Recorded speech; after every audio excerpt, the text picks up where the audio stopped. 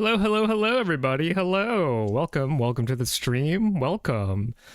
It has been a little bit of a while. Nice to see you all. Some exciting news in the world of biology, of course. Nobel Prize for Physiology and Medicine. I originally had something very a lot more silly for this particular stream, but then when the Nobel Prize dropped, I was like, I should probably talk about that. Probably. So I'll start off by just saying hello to all of you who have joined. Hello, Luke. I think I said it before, but I don't even understand high school biology. That makes it all the more impressive that you choose to spend some of your time hanging out in these basically college level. I'm hesitant to call them lectures, but basically college level discussions of modern biology. So I think that's really cool. And you're not alone in that regard. There are actually half of the people who responded to the polls, their last biology experience or current biology experience is that of high school, which is interesting because, I never intended my audience to skew so young, but it's actually really encouraging and very exciting to have you all here with me to discuss some modern advances in biology. I say modern, but miRNAs were discovered in the 90s, which is officially maybe quite a bit of time ago. But I'm excited to see what, exactly why microRNAs got the Nobel Prize, and I think you'll all find it quite entertaining as well. Hello, Marlon. Welcome in. And I'm sorry that you are ill, sending you some extra nets. And hello, Celeste and Adrienne and Silly Catboy. Welcome to you all. And Punda, welcome. Hi, Pamela. Hi. Welcome to the stream. All right. So let's talk a little bit about what we're all here for, which is the Nobel Prize in Physiology/Medicine, going to Victor Ambros and Gary Rufkin for the discovery of microRNAs, a type of RNA that we don't typically hear too much about, I think, in our canonical, biology education, right? So as a note of warning to you all who are currently in high school, you might not hear about these at all, which means that these are maybe not going to be any of the right answers on your exams. I don't know, maybe I'm wrong. It'd be interesting to hear from current high schoolers to see if this is something they've talked about. I certainly never heard of miRNAs until undergraduate at the very least. So just as a warning, you're learning extra biology. This is maybe not stuff that is going to be on your test, so please don't get the two concepts confused. All right. So let's get started. Why don't we, huh? Okay, so here's the agenda. First, we're going to talk about what is microRNA and what isn't microRNA, because that can be kind of confusing, as I learned as I was perusing Reddit when they had a reaction to the Nobel Prize going out to these two folk.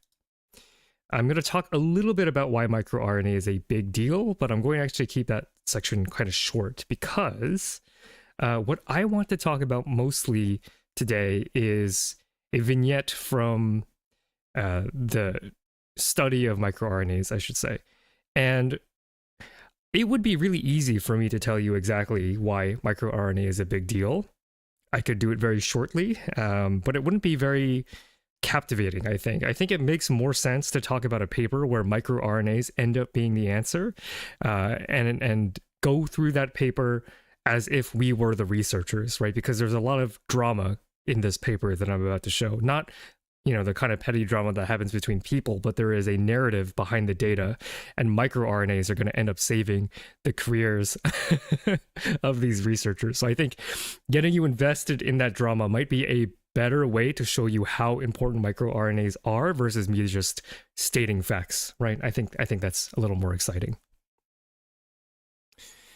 We didn't hear any about these in high school bio last year. We heard about RNA, mRNA, and tRNA, but no other types. Yeah, there's a whole library of different types of RNA, and I'll get into some of them before we get focused in on microRNA. So, obligatory disclaimer, I'm not an expert in microRNAs. I'm just a molecular biology guy who read the paper. So my analysis of this paper might be not as deep as a professional who works in the field would have, but I think I could do a pretty good job here. All right. All right. So what is RNA? This is a figure that I have at this point reused over and over and over again. I can see YouTube chat, no worries there. I don't actually simulcast on Twitch. I just want to get through some of the background for VOD purposes, really. So RNA, this is a figure that I've shown multiple times on stream. This is the central dogma, right? This is the flow of biological information beginning from DNA, going to RNA through the process of transcription, and then from mRNA, you get protein through translation, right? So this is the general pathway that we learn, and mRNA is the most common form of RNA that we hear of, but there are actually a couple of other RNAs that you do learn about in high school, right? Those are the ribosomal RNAs, rRNAs. So ribosomes are the protein-producing structures in your cells, and they're comprised of a partnership between protein and RNA. So there are special RNAs whose job it is to make up that protein-producing machine in your body. And if you've also taken high school biology, you've also heard of tRNAs or transfer RNAs. So these RNAs are special RNAs that bind to individual amino acids and help deliver them to the ribosome. So it threads the amino acids through to the ribosome. This is how you build proteins, right? But there are so many more RNAs out there, right? You can look up a list on Wikipedia, actually. There are way too many to even cover in this stream. But as an example of one other RNA that you may have heard of that is outside of this trifecta would be something like guide RNAs, right? So anybody know what a guide RNA is? And I'll catch up on chat while you ponder what a guide RNA is, if you've ever heard of that term before. As well as gonna catch up on some chat here. How did you get that emoji? You can get the emoji by becoming a member of the channel. All right. Crony7, love empirical drama. Yeah. I love reading papers because occasionally you get a story that appears in the data, and that story I think is really compelling, especially in this paper that we're going to discuss here. Hello, Dr. Vinny. Welcome to the stream. All right. Guide RNA was what tells proteins how to fold. Not quite. I guess this has to do with shaping some structure. Not exactly. Fused crRNA and tracer RNA. Not entirely sure what you mean by that, but I think you are hitting on the same point. I'm a CS student. I hardly know what's an RNA. An RNA is an intermediate between DNA and protein. That would be mRNA. And then the rest of the RNAs have all sorts of other different functions. They differ from your DNA at one chemical group in its backbone, or in the sugar portion, I should say, not the backbone. Yeah, so guide RNA. Light guys got it. gRNA is the RNA complementary to the target sequence and recognizes it. Yes, through the technology CRISPR, right? So guide RNA is what CRISPR-Cas9, that gene editing system. gRNA is the RNA that actually allows that CRISPR-Cas9 system to precisely identify which portion of the gene needs editing. So if you ever wondered how CRISPR worked, you can actually program these guide RNAs to guide the CRISPR-Cas9 system to the gene that needs editing. So that's certainly an RNA that has gotten a lot of attention in the last decade. Very good, very good. All right. So what we're going to be talking about is not any of the RNAs that were listed, but a specific class of RNAs that lie in the family of these genetic regulation control RNAs. So these are non-coding RNAs. So these are RNAs that do not make protein. And there are three, broadly, I guess, three different classes of RNAs that exist in this family of RNAs that control mRNA. And those are miRNAs, microRNAs, shRNAs, short hairpin, and siRNA, small interfering. And then, of course, this is not a comprehensive list of RNAs. There are like a gazillion other RNA types that do a gazillion other different things. Too complicated and too much for this particular stream. All right, so yeah, we're going to be talking about genetic regulation control RNAs. And so this is something that I wanted to point out. mRNA and miRNA are different things. And I'm sure that my audience here is likely aware of that.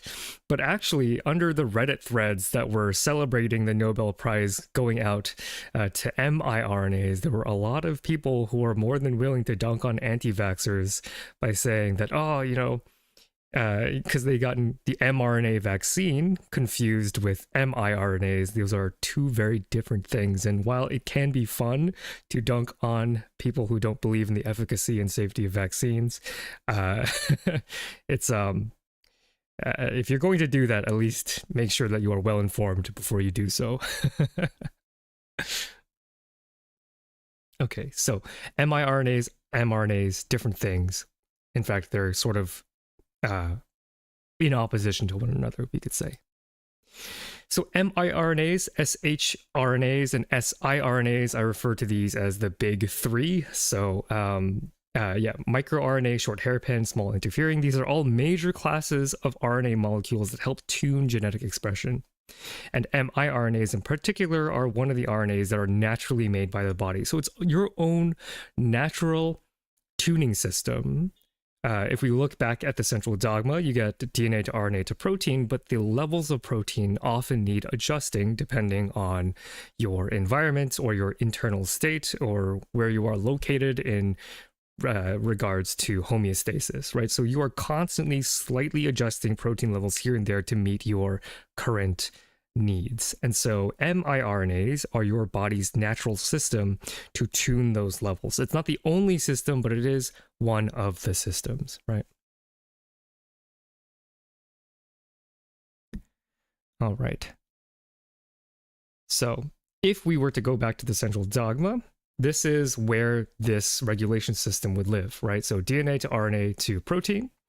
This class of RNAs exists to inhibit messenger RNA from becoming protein, right? So in biological pathways, when you see an arrowhead like this is activating or leads to, and when you see a flat arrowhead, this means inhibit or blocking, right? So the big three can block the expression of RNA into protein, which has all sorts of different interesting implications, right? So we'll talk a little bit about those.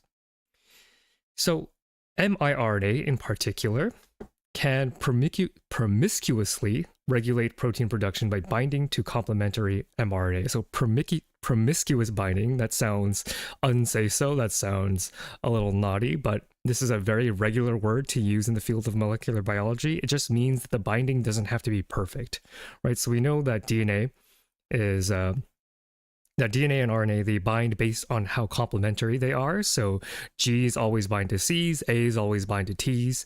Those are the nucleobases that make up DNA and, make up DNA, and then you have uridine instead of thymine for mRNA. So if you have perfect pairing with the target, if the miRNA has perfect pairing with the target, so all the G's match up with all the C's, there aren't any mismatches in the sequences, you get mRNA degradation. So it just straight up leads to the destruction of mRNA. What's more frequent in mammals is imperfect pairing with the target, so you don't actually end up destroying the mRNA immediately. Instead, what you get is ribosome stalling. So as the mRNA is made into protein, you get a blockage of that ribosome, and eventually that blockage causes the ribosome to fall apart, causes the mRNA to be degraded. So it's two slightly different mechanisms, but they lead into the same direction, which is a reduced level of protein. So it's your body's natural way to reduce the amount of a specific protein. If those three do the same kind of action, why do they get separate categories? It's a great question, Marlon. They look different, they have different structures, and they also have different origins. Yeah, but they do have the same function. All right.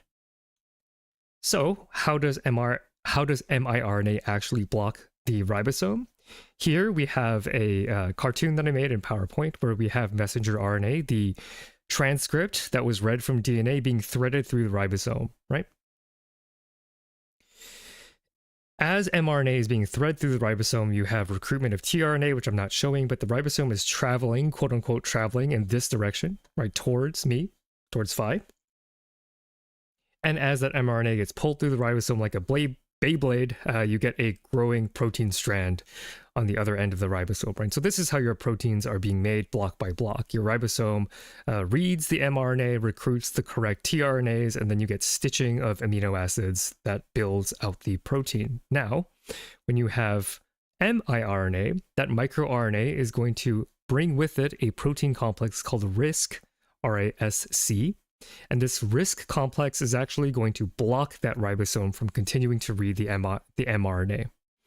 Now, there was a joke that I used to make back when I was in graduate school, and that's not ribosomes, but RNAs are so unstable that if someone sneezed in the other room, all of your RNA samples would degrade, right? So if you have stalling of the ribosome, if it can't read the rest of this mRNA, this leaves the rest of this sequence open to degradation. So you can have a chewing up of the poly A tail, which biology majors would know what that means. So basically, you stall the ribosome, this buys time for this mRNA to degrade. So this is how miRNAs prevent proteins from getting fully made and therefore reducing their function. What degrades RNA? So there are a class of molecules called RNases, and those RNases are very good at chewing up RNA. So the reason why I made that joke in lab is because RNases are everywhere. There's no surface that isn't contaminated with some kind of RNase. So you have to buy special cleaning products for your lab if you're going to be working with RNA, because, you know, if RNA is exposed to RNases at all, they'll just destroy themselves, or be destroyed, I should say. They're also inherently less stable than DNA, because DNA melts at 90, very super stable. RNAs, however, not as stable at room temperature. So that's how miRNAs work. They stall the ribosome, destroy the mRNA, tunes the level of protein expression. So this is a very broad function. You can imagine that this has incredibly diverse effects on how you live, right? So what we're going to be talking about primarily today is cancer, but this miRNA regulation system has been implicated in a whole bunch of different biological fields, and this is what I could find in like a 5-minute Google search, right? Immune response, neurogenesis, wound healing, protein quality control, stress response, and diseases. Interestingly, like spontaneous CJD, which you can hear more about in my Prion video, right? So I could just end the stream here and say, well, the reason why miRNAs got the Nobel Prize is because it's just an undercurrent, a beating heart underneath everything that is biology, right? Everything needs tuning, and this is a new dimension by which the body can tune its responses. So of course, something as significant as this is a contender for the Nobel Prize. So it represents a whole nother dimension of genetic regulation, as I said. And they're also convenient biomarkers for disease. So in terms of my basic science bros, number one is going to be a really interesting and really important field to just fully flesh out so that we can understand how we work. But for my pharma bros, for my medicine bros, miRNAs are going to be, or are currently, a really good biomarker for disease. So there are technologies being developed out there to assess whether or not you have circulating miRNAs that are correlated with certain disease states. And so these are incredible biomarkers. From what I understand, they are pretty good at predicting or indicating a certain disease state. So look forward to that in the future as that technology continues to get better and better. Are miRNAs present in non-eukaryotes? That's a really good question, and I don't know the answer to that. That's a good question. Can RNA molecules circulate if they degrade so readily? I'm like exaggerating with regards to how unstable they are, but they're a lot less stable than DNA. They also have different protections that are placed on them as they're being made. So the polyadenylated poly A tail is just a string of A's at the end of an RNA molecule to hedge it from getting chewed up.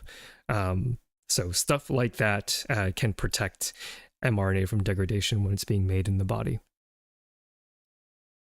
So today's paper has some of my favorite elements. So again, if you just came from the top line summary, the reason why miRNAs are important is because they're an entirely different dimension of protein regulation. So that's why they're important.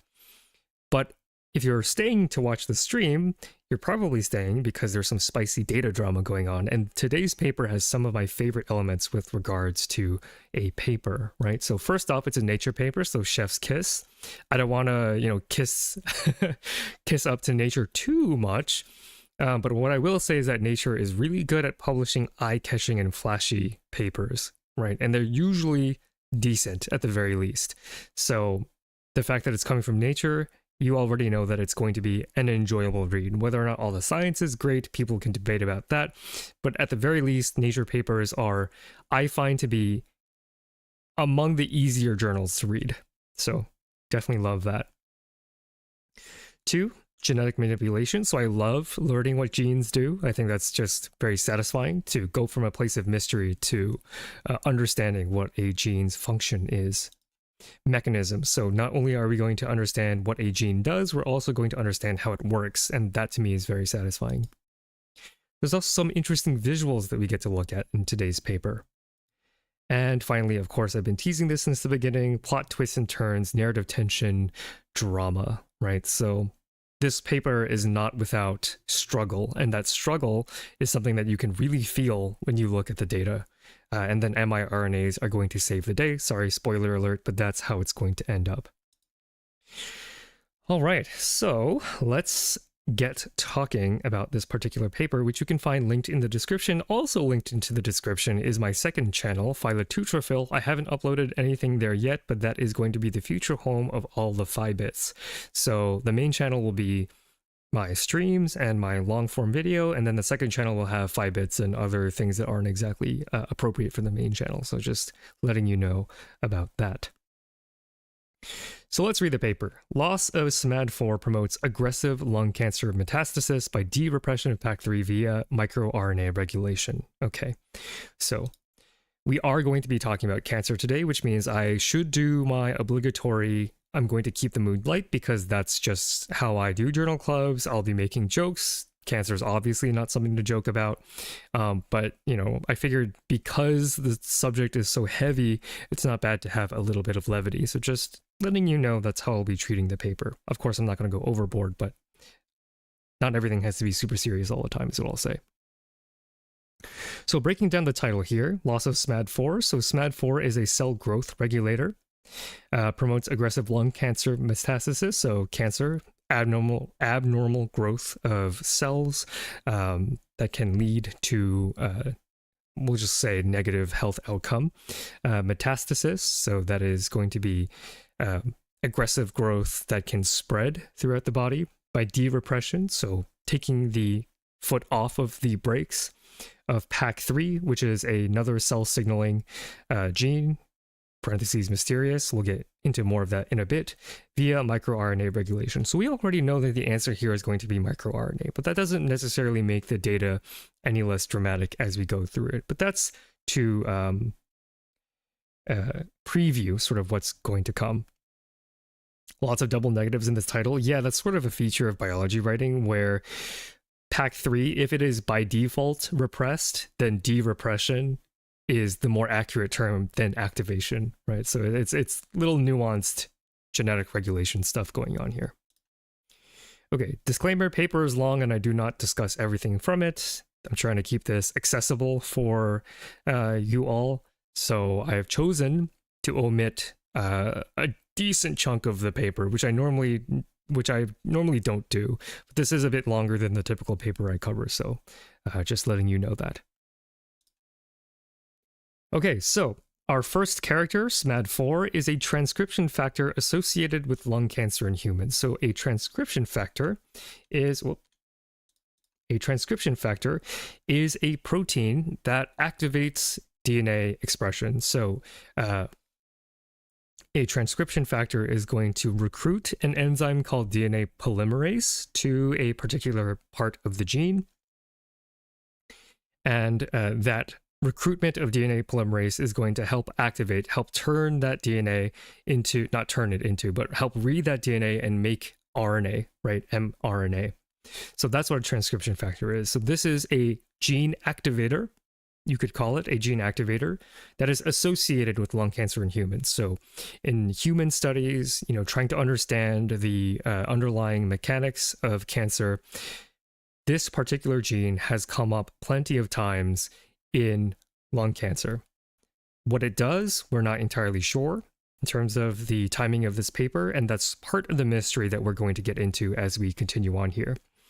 So this gene was originally discovered in the fruit fly, so Drosophila, one of the lab's best model organisms, and C. elegans, which is a worm, another really, really great model organism for biology.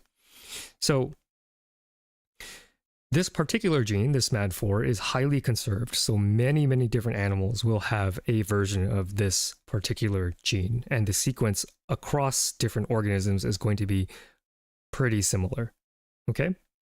So by that, we can infer that this is a big deal. Like, this gene is a big deal for it to be this heavily conserved across different species.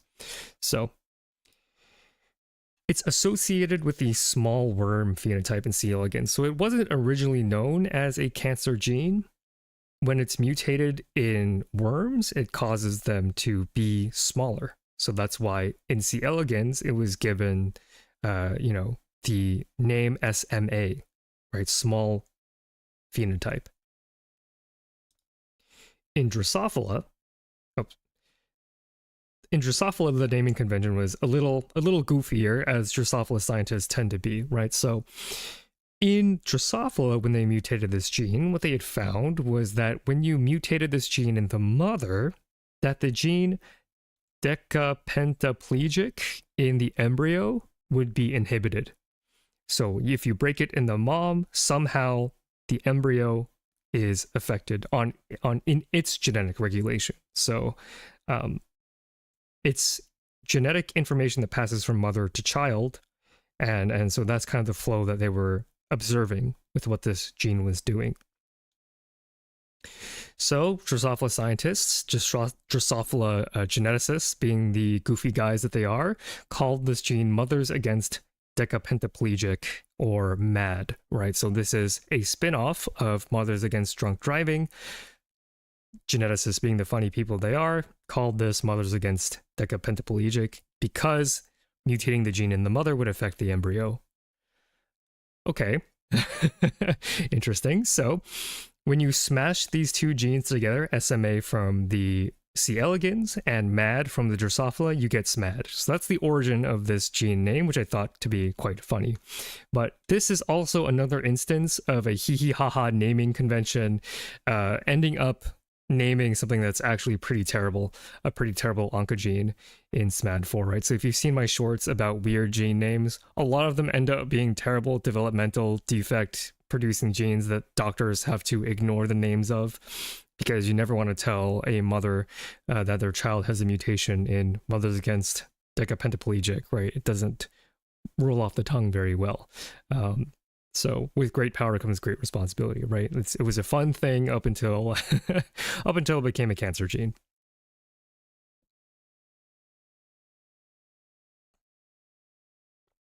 All right. Entomology lore, true. Yeah, Drosophila. I think I don't think it's limited to Drosophila. I think just in general, developmental geneticists, they've got a lot of weird gene names. And again, I've done a whole short on a whole slew of inappropriately named genes, which are only inappropriately named if you're a doctor explaining to a parent something terrible. But amongst the basic research scientists, I think it's probably okay. They shouldn't be shamed, because how could they have known that these were all going to be cancer genes? But, you know, going forward, generally not a great idea to name your gene after something goofy like this. All right, so how SMAD4 contributes to lung cancer is/was unknown. So there are a lot of questions here. This is, at this stage, more of a biomarker than something that is explanatory, right? So at the time of this paper, we don't know what pathways SMAD4 acts through what mechanisms SMAD4 acts through, what proteins SMAD4 might be affecting, and what interactions this protein has. So there are a lot of open questions here that make it a really mysterious protein to study with regards to lung cancer. So given that's the only information you know, chat, what would you do here, right? What would you do here? You have this gene. It is highly expressed in lung cancer patients. So what do you do about that? How do you begin to understand what SMAD4 actually does? As I take a sip of my lemon loaf tea.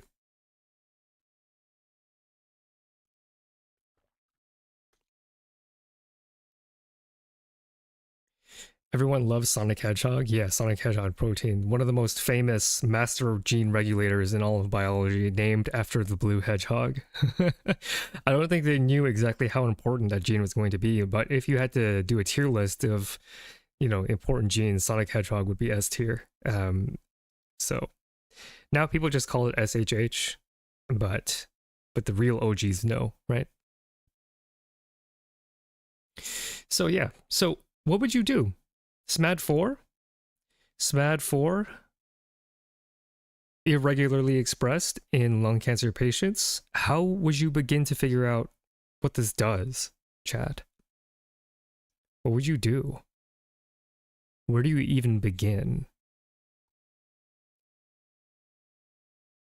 Does that imply the existence of Shadow the Hedgehog gene? It doesn't, but there is a robotnikinin. So a protein that is related to Sonic Hedgehog, Robotnik. I don't think Shadow the Hedgehog has gotten his own gene yet, though. See what the associated protein first. So seeing what SMAD4 binds to, certainly not a bad idea. But that's a little more mechanistic. So at this point, we don't really have justification. SMAD4 being broken could be correlation in lung cancer patients, right? We don't really know how it contributes to cancer. Also, welcome, More Juice. Welcome to the stream. I hope you're enjoying that schmancy gold adenovirus badge for being a member. Therese says knockout. Yeah, knockout. So knockout's not a bad idea. So what you can do is you can break SMAD4 in a model organism and then just see what effect that SMAD4 has. So that's definitely a decent approach. So we know SMAD4 is prevalent in lung cancer patients. We don't know how it leads to lung cancer. And so knockout is definitely something that is possible. However, here's a caveat. SMAD4 is embryonic lethal. You need SMAD4 to be functional for proper gastrulation at 8.5 days in mice. So if you use conventional genetic engineering methods, you will not be able to study SMAD4 in this way. So how else could you study this protein, right? You can't knock it out because it's embryonic lethal. Inhibitor drugs then. That's not a bad idea. So you can add something that blocks SMAD4. What if you don't have an inhibitor drug? I like that, Gaiji. That's definitely something that they could have done, but they didn't. Possibly because a drug like that might not exist. So I wanted to wait, but are there any professional biologists / students who might know a workaround to this embryonic lethal problem? You could do tissue-specific knockout with LOX-P Cree mice. Yes, Lunkil. Very good, very good. So, LOX-P Cree, that is the answer here. So for the rest of you, the Cree-LOX-P system is a way that you can knock out a gene after an animal has been born, which is crazy, right? For years, for decades, you had to take an embryo, or not an embryo, but an egg, and genetically modify the egg so that the entire organism would then grow up to have a knockout mutation. Cree-LOX-P is a technology that I'll briefly explain that allows you to do that after an animal has been born, which is absolutely nuts. So very good, very good. So Cree-LOX-P allows SMAD4 to be conditionally locked out. So you engineer an embryo, you engineer an egg, exactly how you would engineer an egg, and you add into that chromosome a SMAD4 gene that you you flank the SMAD4 gene in the mouse with sites called LOX-P. So LOX-P refers to a specific set of DNA sequences that are capable of interacting with this enzyme called Cree recombinase. And unless you're a biology student, you don't really have to know exactly how this works. But basically, what you need to know is that when you add Cree recombinase to this genetically modified mouse that has the SMAD4 gene flanked by LOX-P, that Cree recombinase can loop out the SMAD4 gene so that it is no longer in the chromosome, and then this gets destroyed eventually. So this is super cool, right? So this isn't like applicable to humans because we haven't really, or we're not really doing genetic engineering in embryos or eggs.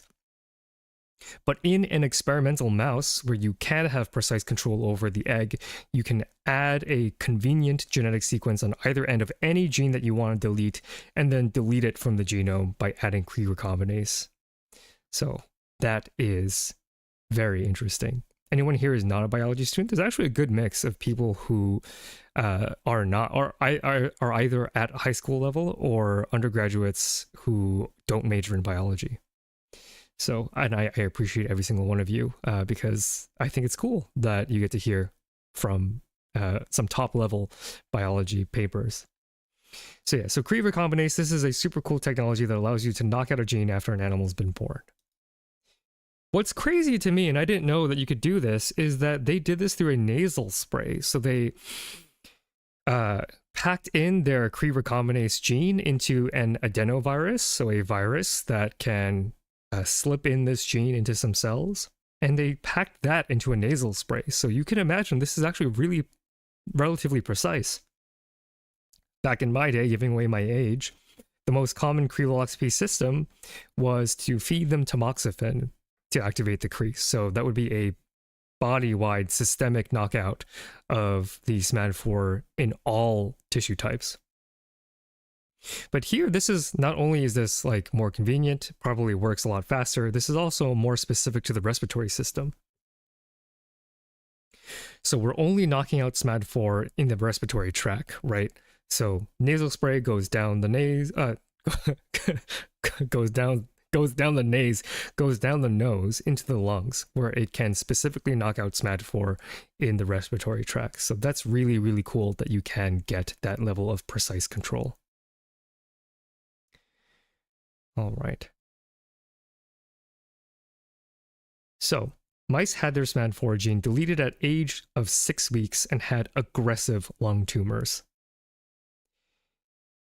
Is what I would have said if this worked. So actually in their paper, mice with a homozygous deletion, so 2 copies of SMAD4 knocked out, alone in the lungs after adenocree treatment survived beyond 52 weeks and did not develop any gross anatomic abnormalities or lung cancer, data not shown.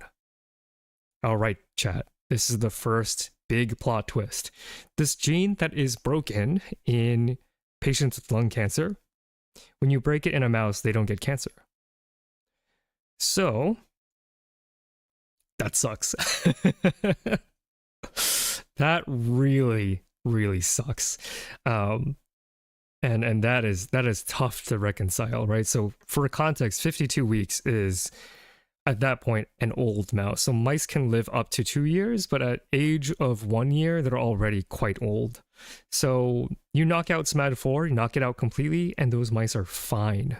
No gross abnormalities in the lung. That is tough.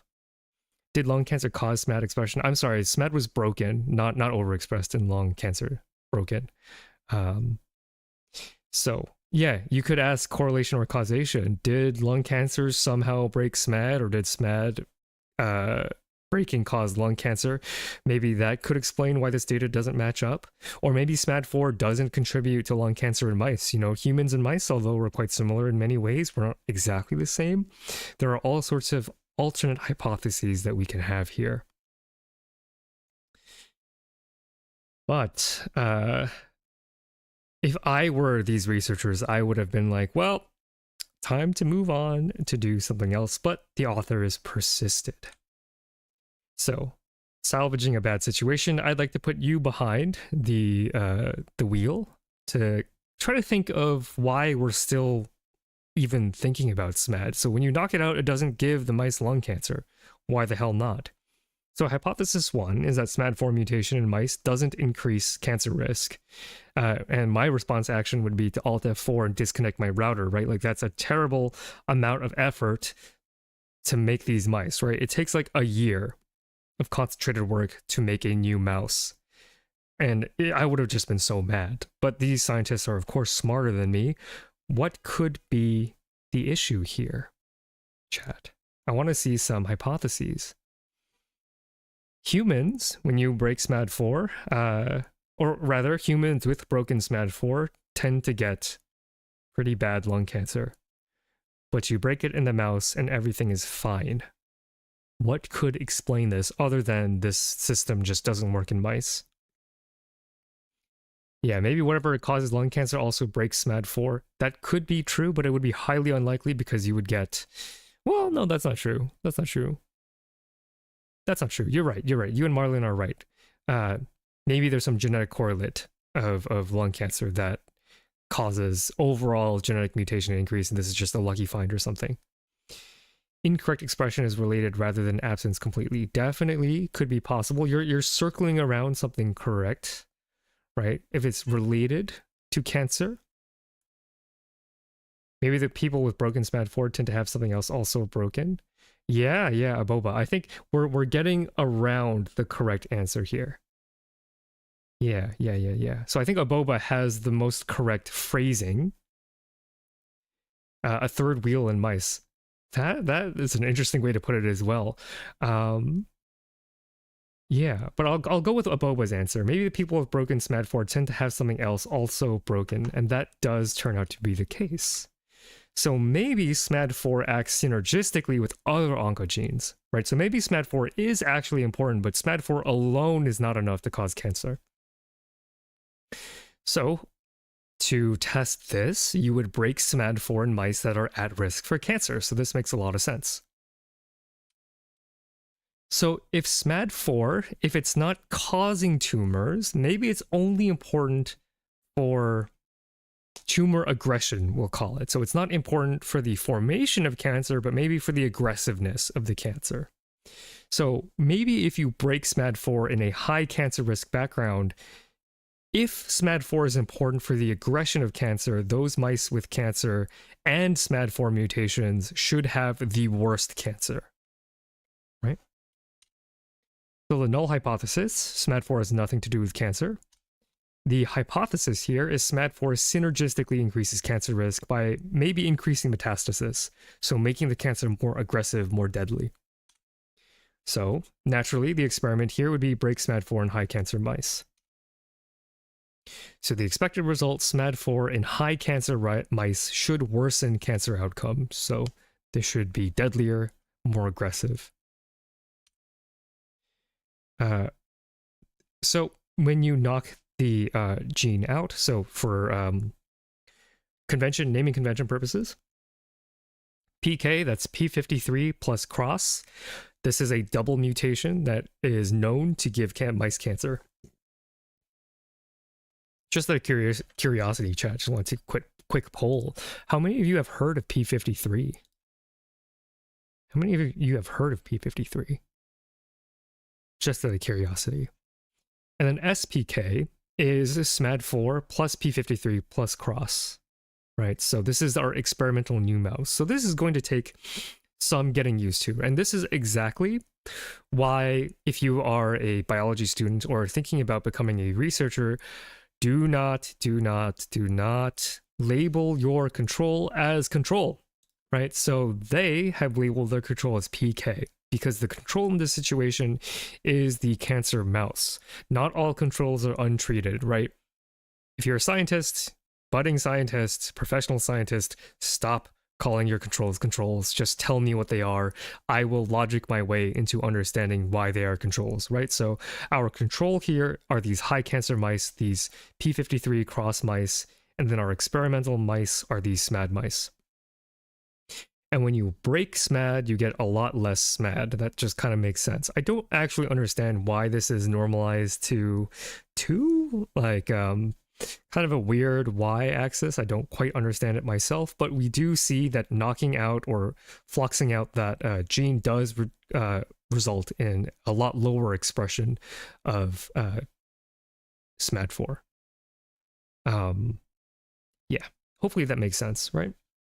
So it looks like most of chat has not heard of P53. So just for your knowledge, chat, if you're out there and you're reading research, P53 is arguably next to BRCA, maybe the most famous cancer gene out there. So if you see P53 or BRCA in the wild, those are oncogenes, some of the most prevalent ones in the research field.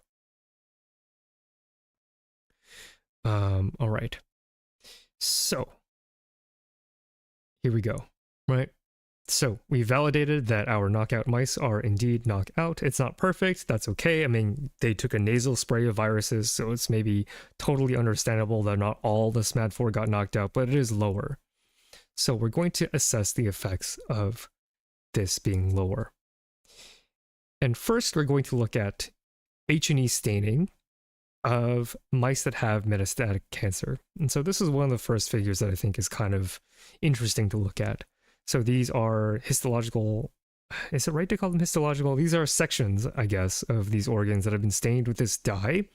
I'm not a cancer biologist, so I couldn't describe to you what these are supposed to mean, but the region in these circles and these stars, these are regions where there are instances of cancer. So in the PK mice, our normal cancer mice, you see cancer. In SPK mice, you also see cancer. To me, these all look the same. They all look bad. I'm just going to take their word for it because I don't have the means to critically evaluate this. But that's what they look like for those of you who are interested. SMAD4, when you knock it out, as these researchers have hypothesized, specifically increases metastasis frequency and is maybe not as important for overall incidence of tumors. So in terms of assessing these tumors, the researchers can tell if they're metastatic or not. I don't know how you would do that, but they do. And what they found was that the regular cross mice, so single knockout cross, 0 out of 57 mice had metastatic tumors. If you knock out SMAD4 and cross, you get 3 out of 54, so a tiny increase. Who knows if that's statistically significant or not. P53 and cross, so this is the common high cancer mouse, so 6 out of 44. This is what would be used in the literature, so knocking out both these cancer genes.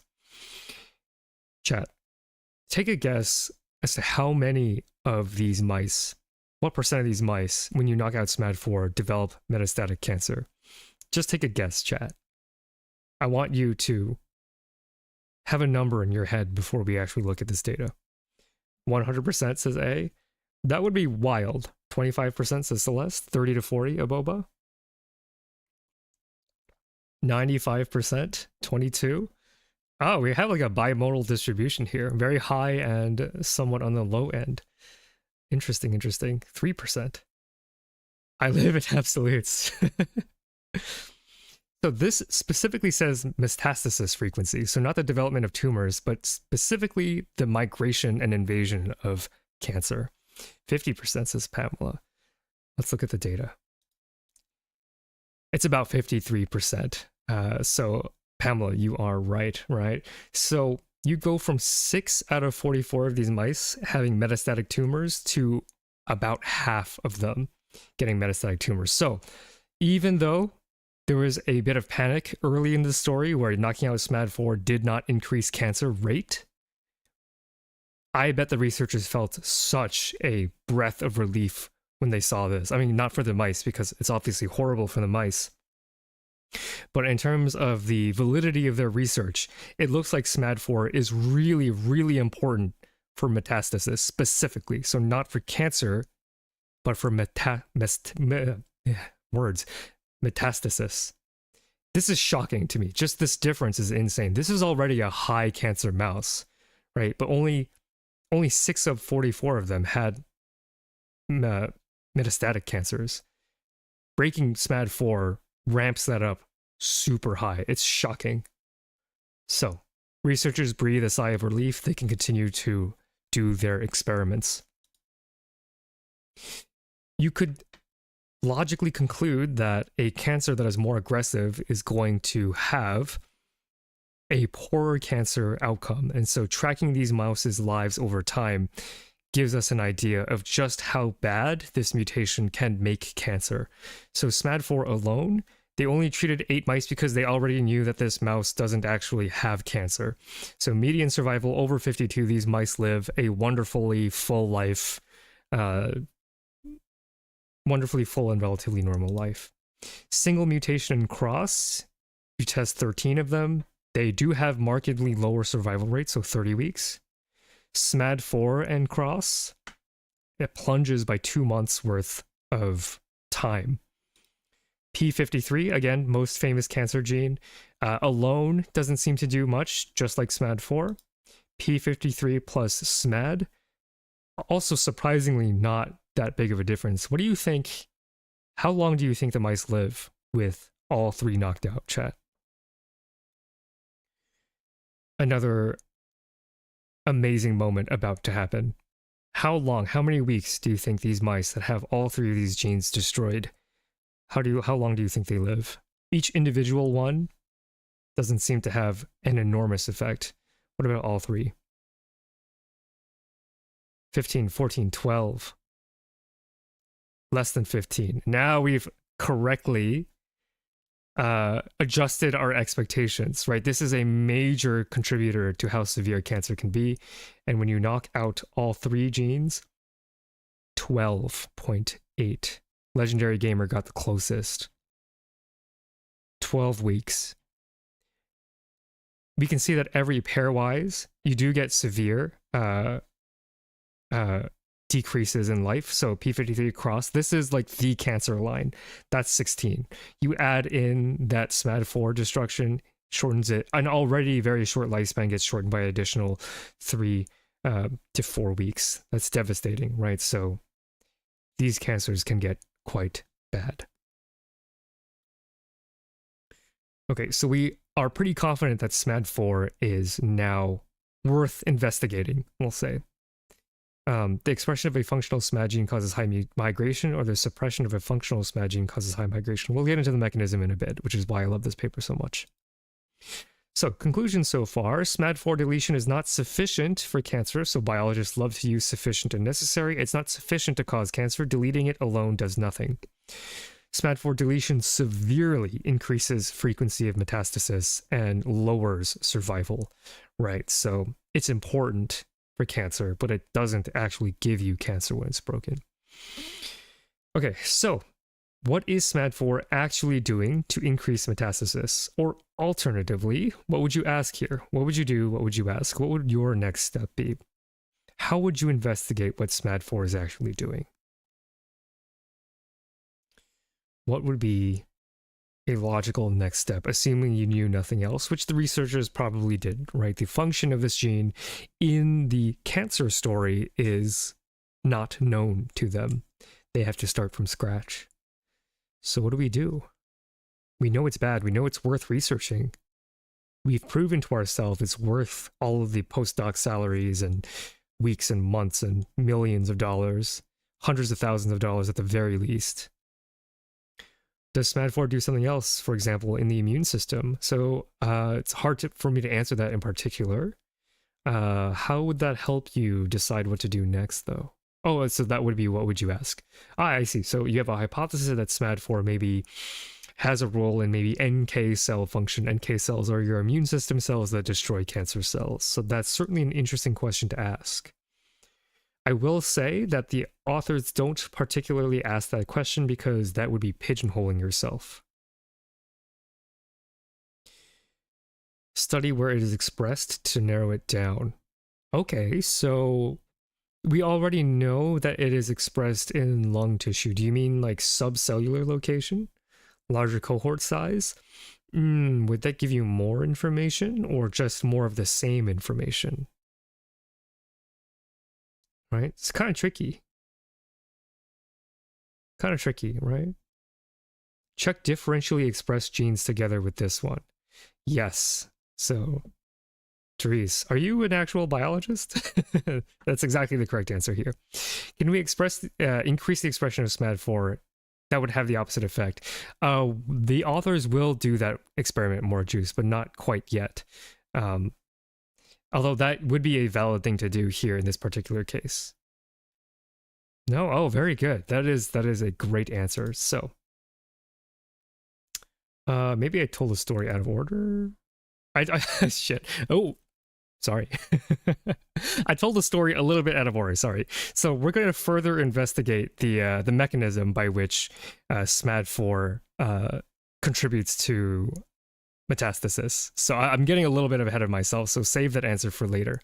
So we're going to look more carefully at metastasis and the mechanism behind it, and that is going to be the next thing that we look at is the gene expression and stuff. So save those answers for that. So if we break down metastasis, we can break it down to two different factors: migration and invasion, right? So migration is moving from one place to another. Invasion is infiltration of non-native tissue. So we take our two cancer mice, the regular cancer mice, and then our SMAD4 cancer mice, and we take them into lung cells and immortalize them. So there's a lot of other stuff. As Aboba had said, there's also an immune system. So by taking these cells out of the lungs and immortalizing them, we can remove the immune system entirely. So we can just get a sense for what is SMAD4 doing within cancerous cells. Okay, so if SMAD4 has something to do with the immune system and nothing to do with the actual cells themselves, this is a great experiment to narrow those possibilities down. So actually, Aboba, your answer does help a lot with regards to understanding the logic behind isolating the cells away from the animal as a whole. Right, because the immune system can make NK cells, natural killer cells, whose job it is to destroy cancer cells, and we want to eliminate that as a possibility, just see if they're important within the cancerous cells themselves. Okay. So this is our check. SPK cancer cells do not make SMAD4, our lovely Western blot here. So when you knock out SMAD4 in the SPK cancer line, they no longer make SMAD4. That's great. The researchers then do what is called a trans-well assay. So you have a well, a 96 well plate. It might not be 96 well plate. It might be like 6 wells or 12 wells. But you have a plate of cells, and each individual well, you will put in a mesh layer, and then you will add your cells on top. So they'll put the cancerous lung cells on top of this mesh. And then on the bottom, they're going to add chemoattractant. So these are molecules that will ask the cancer cells to move, basically. And so migration and invasion can be measured by staining for how many cells make it to the other side of this mesh. So if they're not responsive to the chemoattractant, if they are like, I'm chill, I'm sitting on top of the mesh, I don't really want to move anywhere, or I can't move anywhere, they will stay on this side of the mesh. If they are able to migrate and invade, they will move past that mesh and hang out on the other side of this mesh. And so when you take that side of the mesh and then you stain that mesh for cells, you can see how many of those cells have made it to that other side, modeling a method of migration and invasion. So what do we see? in PKs, and these are our normal cancer mice, you see, patches here and there of cells that make it to that other side. The SPK mice, when you knock out SMAD4, it's crazy. You go from this, a cell here or there moving, to this, which is insane. Tons of migration happening here. And it didn't require the immune system. This was happening just in those cancerous cells themselves. So SMAD4 is doing something within these cancerous cells to make them more likely to migrate, to make them more likely to invade. The other way that you can see this is through something called a wound healing assay. So you plate your cells on a dish, and then you take a glass pipette and you scrape the dish. Right? You scrape the dish. That's what this 0 time point is. You scrape the dish, that removes all the cells from in between these red dotted lines. And then 12 hours later, you take a look at that dish, and then you can check to see how much that gap has closed. So PK1, there's some recovery here, right, at 12 hours. SPK1, that wound is almost entirely closed. Similarly, PK2, the second plate, there's a little bit of healing. SPK2, you get a lot more aggressive closure of that wound. Very, very cool, very, very neat way of studying cell movement. Although, this could be a feature of increased cell replication too, which would not really be migration, but just division. But I think the argument is that they are moving towards the center, and overall division might not be sufficient to explain why the wound closes. But these pictures are great. Yeah, I love these pictures. I love them too. And that's why biology is such a great science to study. You get neat pictures. I find that when I took chemistry, there's a lot of data, but not a lot of pretty pictures. So that's +1 for biology. So SMAD4 is important for metastasis. It's important for metastasis in the mouse, and we know that it's specifically doing something in the cancerous cells themselves. And so we kind of already asked this question before. How would you then study this? So the answer would be, as I think Therese had correctly said, check for differential gene expression in SPK mice. So take a look at mice that have had their SMAD4 gene broken, and then check to see which genes have changed in that mouse, which genes have been upregulated, so making more of their protein, or downregulated, making less of their protein. More division will cause more metastasis since there are more cells that can undergo this. That's true. So I'm not entirely sure if the wound migration, the wound healing is a very good metric of metastasis. I'm not a cancer expert, so I can't really speak to that. But it is curious that that's not really controlling for cell division. Okay, so we ask very politely our bioinformaticians and our computational biologists to please run the numbers, do the hacking, biohacker, right? Those kinds of guys. And what they found was that there are 3,777 genes that are expressed differently in the triple knockout SMAD4 deletion mice compared to the regular double knockout high cancer mice. So 3,777 different candidates to test, some that are upregulated, some that are downregulated. Then when you analyze and when you group them by their topic, you actually see that the majority of those genes are cancer genes, which is actually really good to see, right? Like, knocking this gene out, you should hope that there are genes that are related to cancer that are changing, because that just makes the most sense. And of course, as with all bioinformatic data, there's some garbage here too. Cardiovascular disease, sure, not really relevant. Drug resistance, that's kind of bizarre, etc., etc. But it's good to know that the top categories generally have something to do with cancer, right? Cancer, cell growth and death, cell mobility. So this is something that we're interested in because of metastasis. So when you narrow down the gene list by genes that you think are probably going to be important for metastasis, what do you get? You get a Venn diagram of genes that are upregulated and a Venn diagram of genes that are downregulated.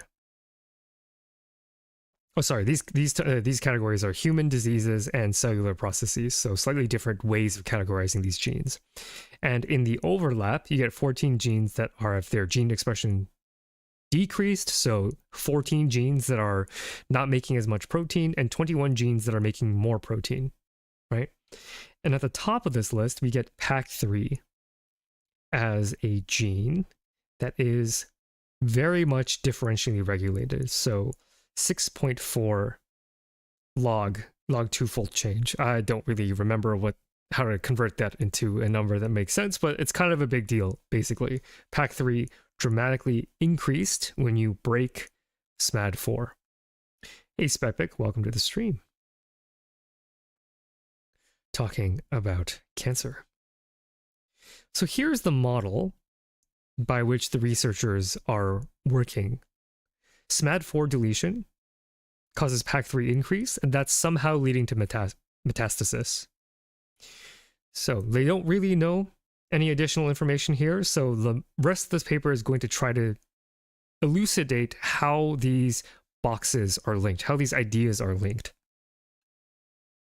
And that's what I mean by mechanism. How these genes link and how that forms a metastatic tumor is what we are investigating. Okay, so SMAD4 deletion. If this is the model that we're testing, then we should test if breaking SMAD4 alone increases PAC3. So that appears to be true, right? So in PK, in regular PK mice, you get this staining of PAC3, and then when you break SMAD4, you get more of this PAC3. So blue is PAC3, and then this like dark is PAC3, and the blue is not PAC3. So this part, right, the part that we learned from our computer overlords, this thing that is on paper true, this confirms it in the dish, right? So this allows us to confirm those bioinformatic results, that knocking out SMAD4 does in fact increase PAC3 level. Was PAC3 well known back then? I'm not entirely sure what the history of PAC3 was/is. It's a good question.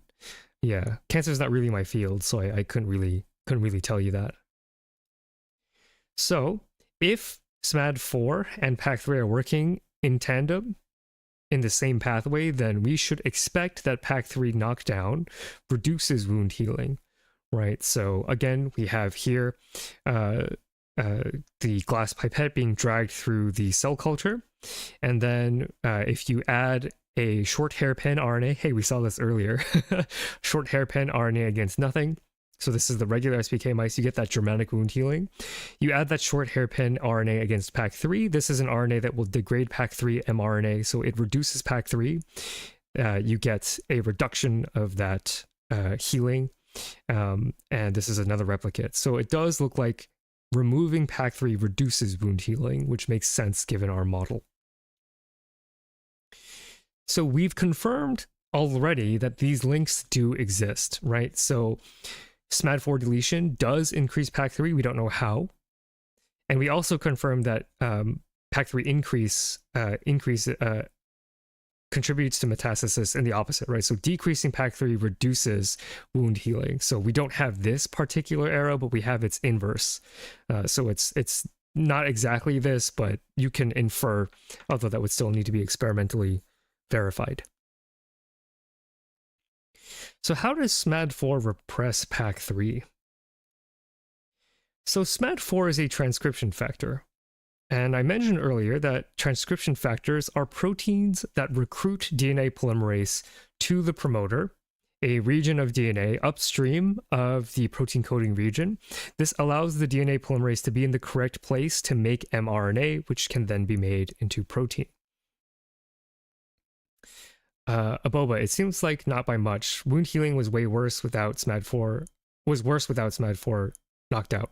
That's true. It could just because the shRNA isn't as good as the Cre-Lox recombinase approach.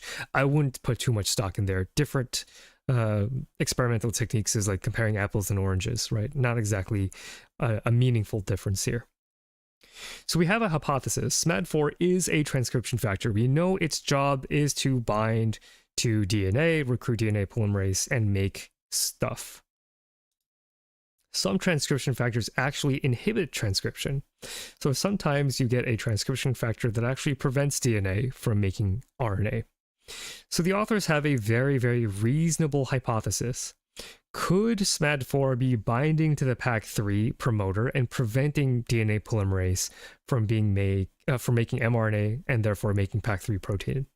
Very, very reasonable hypothesis, right? We know the function of SMAD4. We know what its normal job is. Surely it's doing the same thing to PAC3. So they do an experiment called ChIP-seq, chromatin immunoprecipitation. I don't want to go through too much detail as to how this works, but basically, what you can do is you can chew up the DNA that exists in a cell and then isolate all the proteins that bind that DNA. And when you do that, you can actually find where those proteins actually bind, right? So you can precipitate your DNA that's bound to protein and then unwind the DNA and purify the protein, and then map the particular sequence of DNA to the protein that bound there. So this is the basics of ChIP-seq. So this is the way that you find whether or not SMAD4 binds to the promoter of PAC3. And here's another twist in this tortured paper. SMAD4 does not bind to PAC3 promoter region. So this is the sequence in the human lung cells, right? So this is the position in the chromosome, and this blue line represents where the PAC3 gene is. These little blue and red dots, these indicate the likelihood or the hit rate of finding this particular protein in this location in the genome. And you see there's a spike here for polymerase 2, right? Polymerase, that's the protein whose job it is to start making mRNA. So there's a little spike here within the PAC3 gene for polymerase 2 binding. So this is about where that polymerase 2 is binding, right here in the PAC3 gene. That's where that transcription can begin. But look here in the SMAD4. There's no enrichment, no significant enrichment of finding the SMAD4 protein here, which basically means that SMAD4 is not binding to PAC3. And this is devastating. I feel for these researchers, man. I feel for them. There's a very clear line that you can draw up, you know, theoretically, but this is why it's important that you confirm results, right? Like SMAD4 is a transcription factor. Its whole job is to regulate the level of mRNA transcription. So it would make so much sense for this protein to activate or deactivate PAC3. But when they tested this, it didn't end up being true. How frustrating. Exactly, right? That's why I love this paper so much, is that there are all these really sad and tragic, dramatic twists and turns where you think it's going to be one way, but it's actually not. So back to the drawing board. So SMAD4 is regulating PAC3. We know that. We did the staining. We know that it's binding something. It's doing something to regulate PAC3. But it's not doing it directly. This paper had more oof than usual, that damn cancer. Exactly. Like there's a lot of oof in here. This is kind of my nightmare as an aspiring to be researcher, that I spent 20 years researching something that just sucks. And that was me in graduate school, so it can happen. You know, there's no sense in making it seem easier than it is. Research is difficult. A good story needs setbacks. Exactly. That's what makes this such a good story. So it could be directly regulating PAC3 through some non-binding interaction, as weird as that sounds, or through some indirect regulation, which would be messy and sad. So maybe SMAD4 is upregulating something else, and that something else is doing something else, and that something else is then doing something else, and then it gets to PAC3, and that would suck and be very messy, and why there are certain parts of cell biology that I'd prefer not to read. But rather than give up, the researchers went on to read more deeply about PAC3. So PAC3's 3' untranslated region is a known target for miRNA inhibition. So through researching PAC3, going like, oh, okay, what could be going on here? What's happening? What is going on here? They found that PAC3's 3' region the part that does not get made into protein. So this actually addresses something that Marlon had said earlier. So to protect RNA, sometimes you get an additional piece that's put on the end of RNA to prevent it from getting chewed up. So in this 3' region, this region is known to be a target for miRNAs, the heroes of our stories, the microRNAs. They know that in other systems, Pac3 can be regulated by miRNAs binding here, preventing the whole thing from being made. So, because I've already spoiled the story, you likely know how this story goes. So a new model just dropped. So maybe SMAD4, because it's a transcription factor, it can upregulate all sorts of different genes, but maybe one or a couple of them are making these miRNAs. And maybe these miRNAs are the thing that are stopping Pac3 from being made in the normal healthy mouse. So how would you test if SMAD4 regulates Pac3 through miRNAs? What would you do, Chad? How would you test this? Any ideas as I hydrate? A bit more of a complicated model. And actually asking myself this question, I was not able to guess correctly. I think what they end up doing is actually quite clever. No idea. Yeah, it's tricky. They really had some interesting thoughts and experiments. All right. It's a little hard to get. That's okay. I'll just continue moving on because this is so targeted, but that just kind of allows you the space to appreciate what they actually do here. So they do something called a luciferase reporter assay, and all of my molecular bio bros have just rejoiced because this is a very, very cool type of assay to do.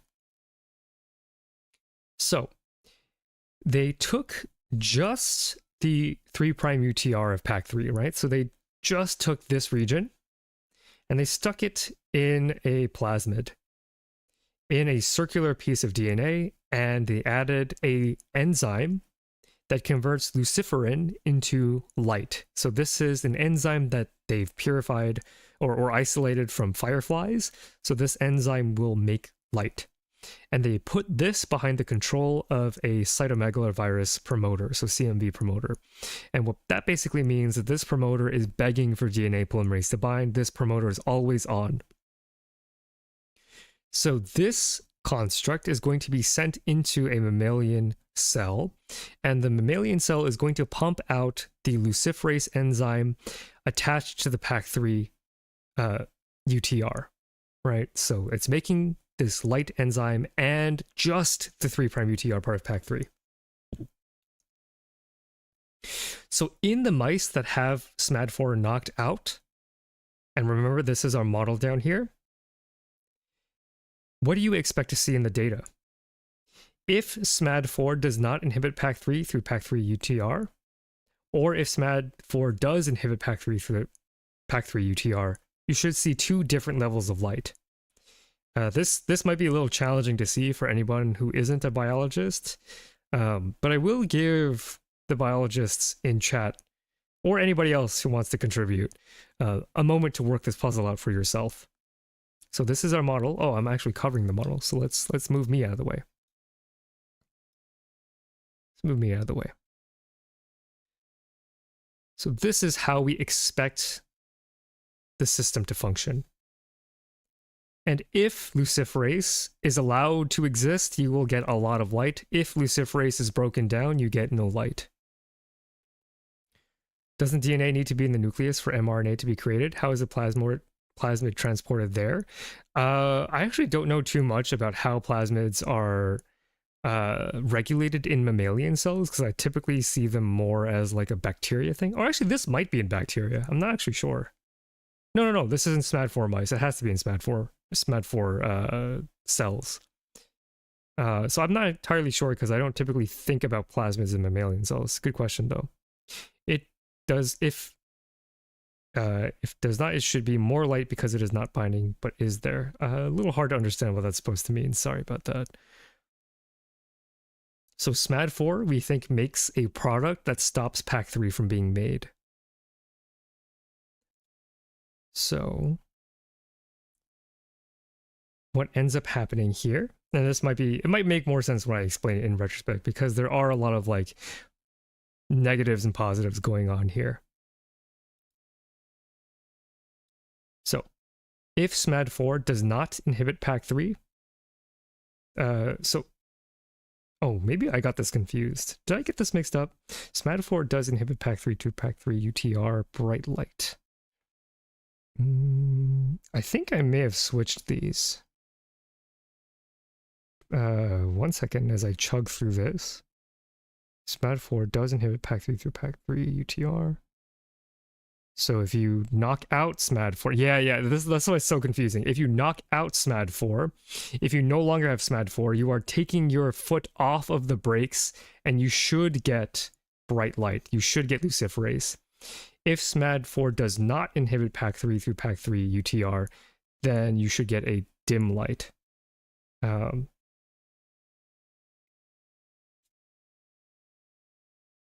Yeah. Yeah. I think that makes sense, right? In the knockout mice, this is what you should expect to see. Yeah, relieving the foot off the brake. Yeah, okay.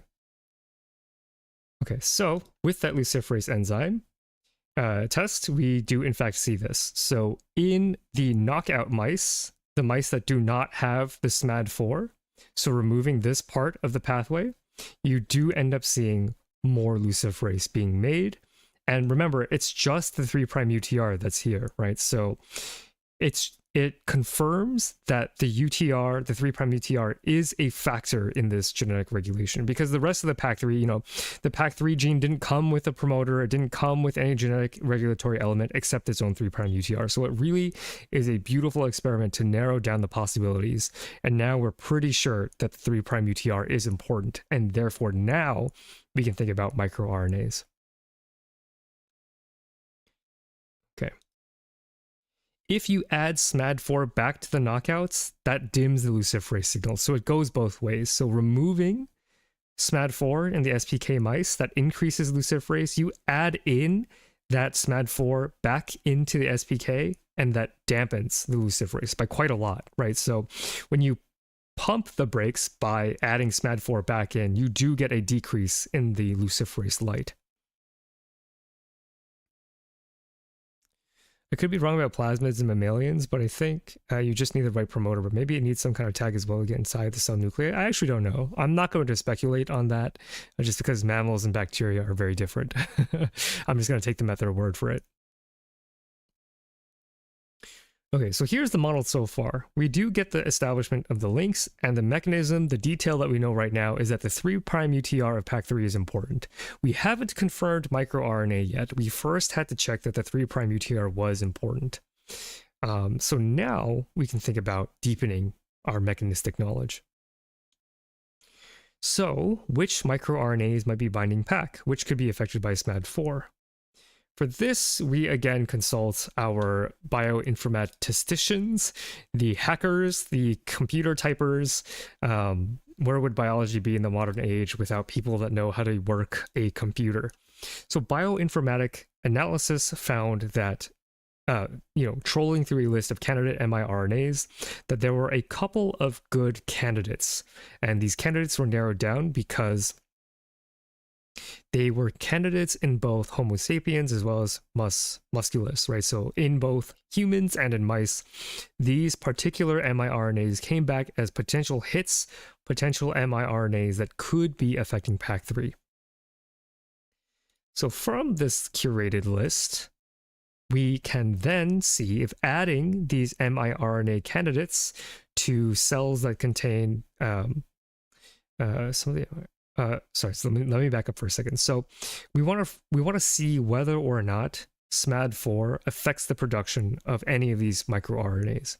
So this would allow us a link between SMAD4, miRNA, and PAC3 regulation. And so this is a dose response curve. So this is 0 nanograms of SMAD4 to 50 nanograms of SMAD4, 1,000 nanograms of SMAD4. And what we're looking for is the abundance of a particular miRNA to be upregulated in response to SMAD4. So any good candidates we see here, hey Clockwork, welcome. Any of these candidates stand out to you as potential microRNAs that could be regulated by this metastasis gene SMAD4? This paper uses a lot of techniques. It's really cool. It's a Nature paper. That's why Nature papers are chef's kiss, right? I think Nature papers are not too long and not too short and worded. The language is actually very readable. So I appreciate that about Nature. Any particular candidates here? Any microRNAs that look good to you? Some that might be affected by SMAD4. 495-539-4543. Yeah, I'm actually going to remove 539 from the list because this difference ended up being non-significant as we go up in dose curve. But 495 and 543, these look pretty good. These look pretty good because we get a pretty nice dose response, right? So between 0 and 250, significant difference. 250 and 1000, significant difference. Okay. So 495 and 543 emerge as PAC3 inhibitors. So now that we know that these microRNAs are in fact regulated by SMAD4, we can then test to see if they do in fact regulate PAC3. So here's a legend, right? So we tested same miRNAs. The dark gray bars are PK cells. So these are our control mice that have the regular cancer, and then SPK cells. So these are cancerous with this SMAD4 knockout. So these are the super cancerous mice, the mice that have cancers that have aggressive metastatic tumors. And then in this intermediate color, we have the SPK cells, but then they got SMAD4 added back in a rescue experiment to see whether or not adding back SMAD4 is sufficient to save these mice.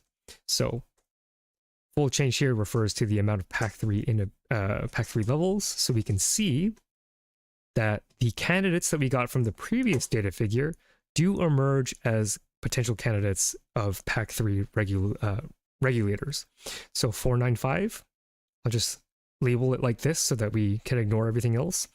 PK cells, so these are regular cancer cells. PAC3 at 1, pretty normal. Then in response to PAC3 in response to having SMAD4 knocked out, that decreases PAC3 activity. And then adding SMAD4 back in helps to increase it once again, right? So it looks like these miRNAs are in fact good candidates for PAC3 regulators. And of course, to confirm that this circuit works the way that we think it works, if you knock out SMAD4, you see less 495. So all of these different lines of evidence are really pointing to this model being correct, right? So SMAD4 makes an miRNA. If you remove SMAD4, like in SPK, you get decreased miRNA levels, and that miRNA is able to block PAC3 from working.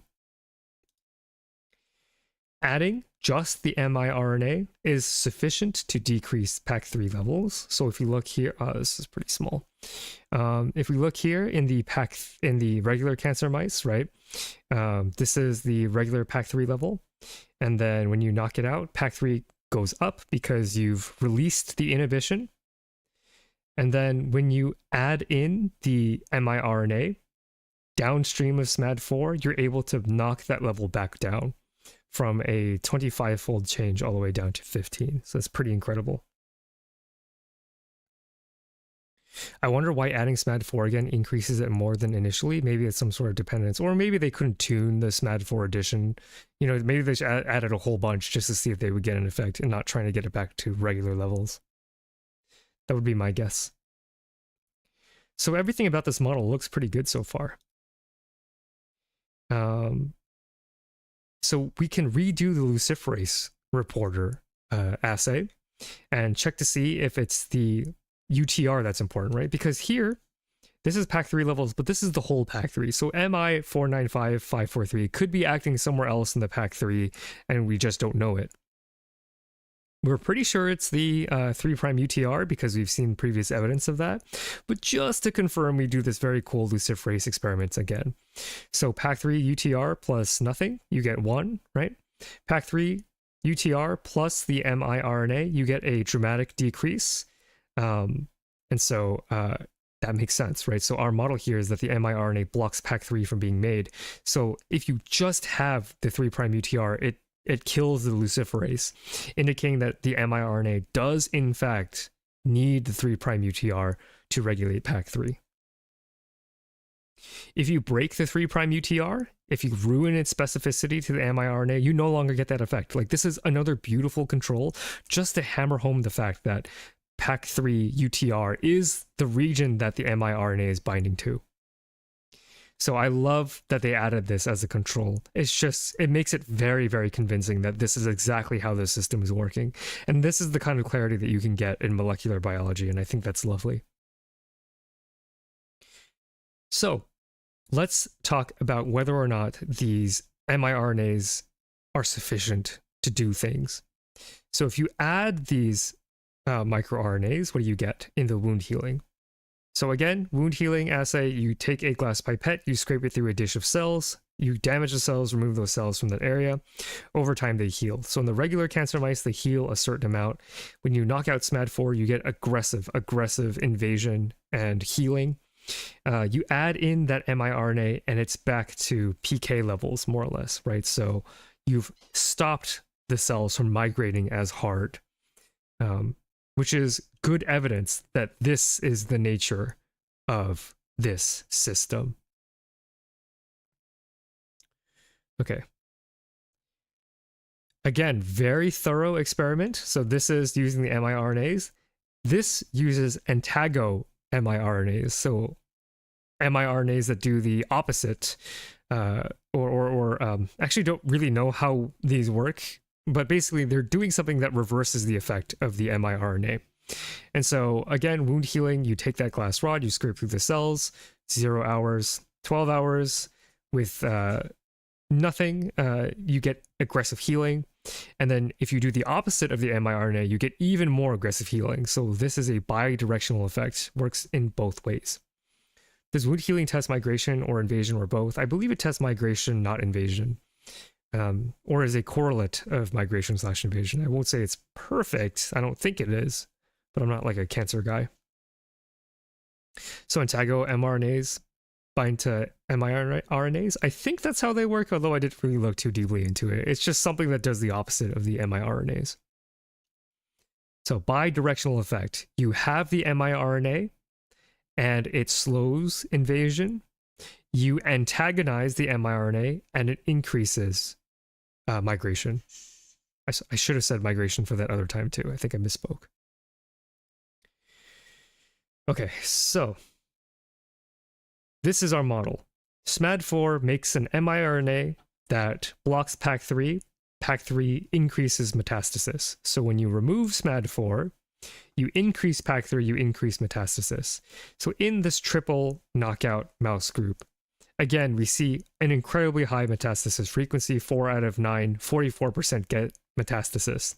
That same mouse that had such a bleak and dreary outlook, you add in that miRNA to block PAC3, 0 out of 10 mice get metastatic cancer. That's shocking. 0 out of 10, from 4 out of 9 to 0 out of 10. This miRNA treatment basically eliminates the contribution of a broken SMAD4 gene on metastatic cancer. I hope that resonates with you, chatters, that this is dramatic, and this is probably why it's a Nature paper. Like, it's not just like, oh, from 44% to like 30%. 44% to 0. And of course the ends are small, but you want to keep them small for animal experiments just because why waste animal life, right? But I just want to sit on that we did all of that work, not we, but the experimenters did all of that work trying to piece together this simple diagram. And it's for this particular moment where you can see dramatically that this is how SMAD4 works, that making this is how it can contribute to metastatic cancer. To get a complete off switch, wow, yeah. I mean, who knows how much of this miRNA they injected into these mice? It could be way over physiological levels, but just knowing that this is so good, even at a non-physiological concentration, is pretty shocking. Can you imagine coming across a signal that strong? Couldn't be me. Could not be me with an effect size that big.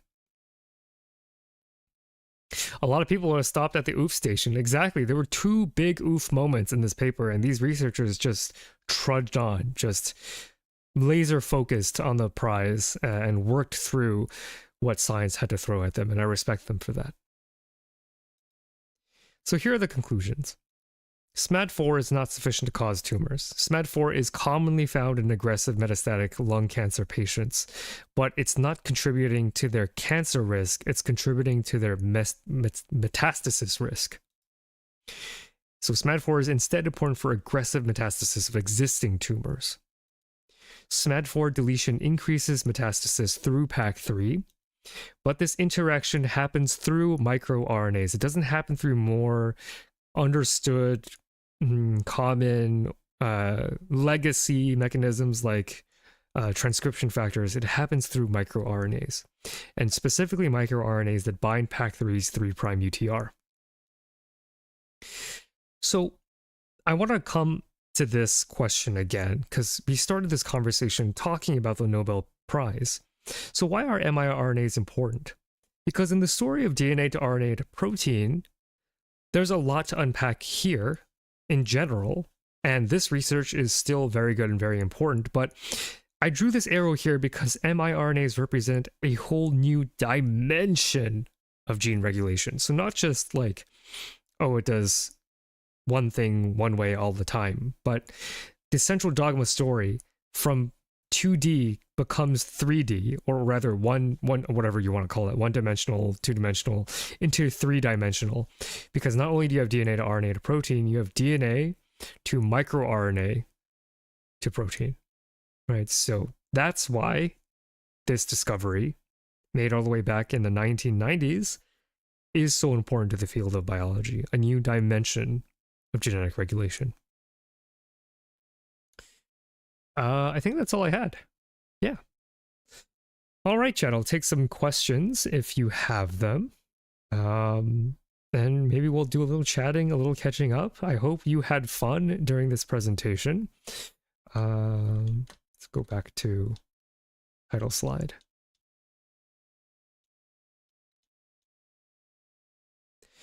Regarding the question how the plasmid gets to the nucleus, I just read a paper that says plasmids and eukaryotes are incorporated into the nucleus during mitosis when the nucleus is reformed. Interesting. So maybe that plasmid had some sort of sequence that allowed it to transpose into the chromosome. It also helps you start wrapping your head around the idea that RNA is the real primary molecule and DNA is just a storage medium.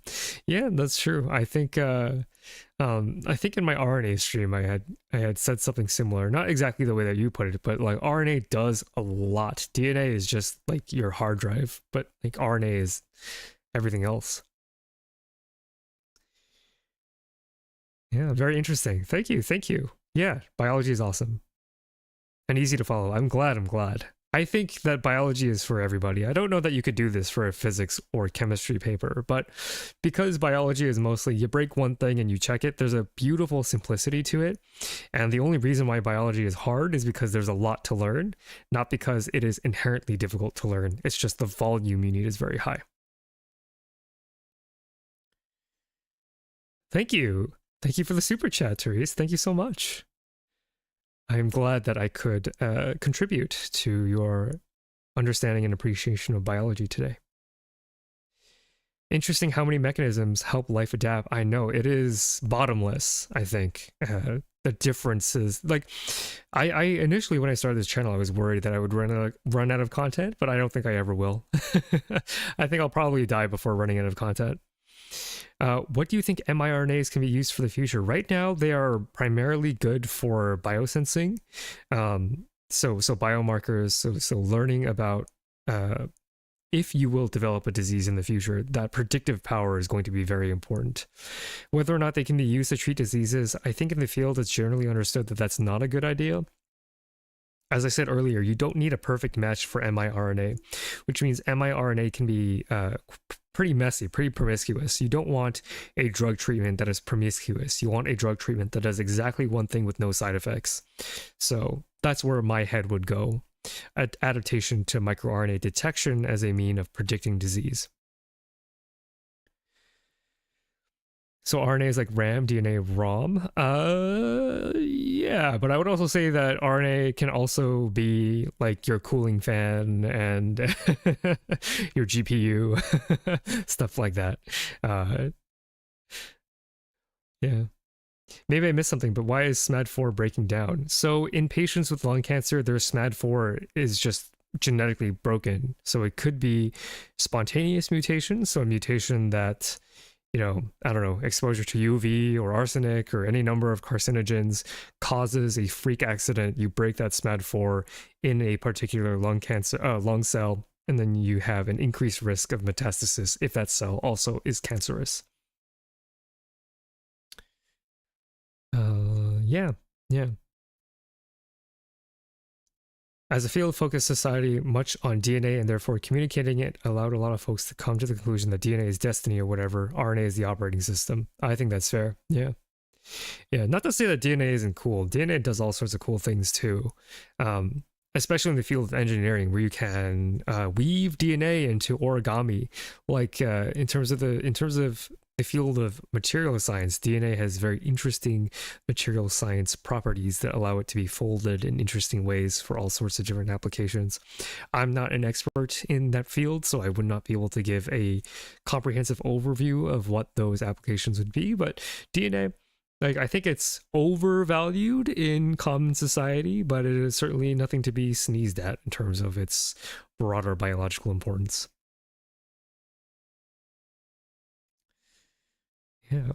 Yeah. I learned a lot while doing research for this journal club as well, because for me in graduate school, the more important RNAs to learn were siRNAs and shRNAs, short hairpin and RNAi, for its usages as experimental tools. So shRNAs and siRNAs, those are tools that you can use to manipulate your genetic systems, like we did in this paper with the short hairpin. MicroRNA, again, because it's not very specific, it is not appropriate to use as a research tool in that regard. DNA is wild. Still wrapping my head around all the different repair and tagging bits. Epigenetics at the molecular level is a mind wipe. Yeah. And, you know, plugging Clockwork's channel, if you want to know more about how DNA replicates, he's got a beautiful video out on that on his channel, which is very cool. Right. It's been a while since I did like a semester checkup on y'all. I'm kind of curious, for those students who are in the audience, how have your semesters been going? My semester's been going pretty well. My students this time around, not to say that they aren't great every time around, but this time around they're also pretty great. I have a particularly small class this semester, so that means I get to spend more time making content, which is very fun. But this semester I do teach upperclassmen, so juniors and seniors, and I find that it's really fun working with older undergraduates because they can challenge you in all sorts of interesting ways and ask all sorts of deep, interesting questions. Whereas teaching freshmen and sophomores, not to say that I don't enjoy it, but more of your attention has to go into making sure that they understand the material, versus upperclassmen, you can ideate a little more freely, I should say.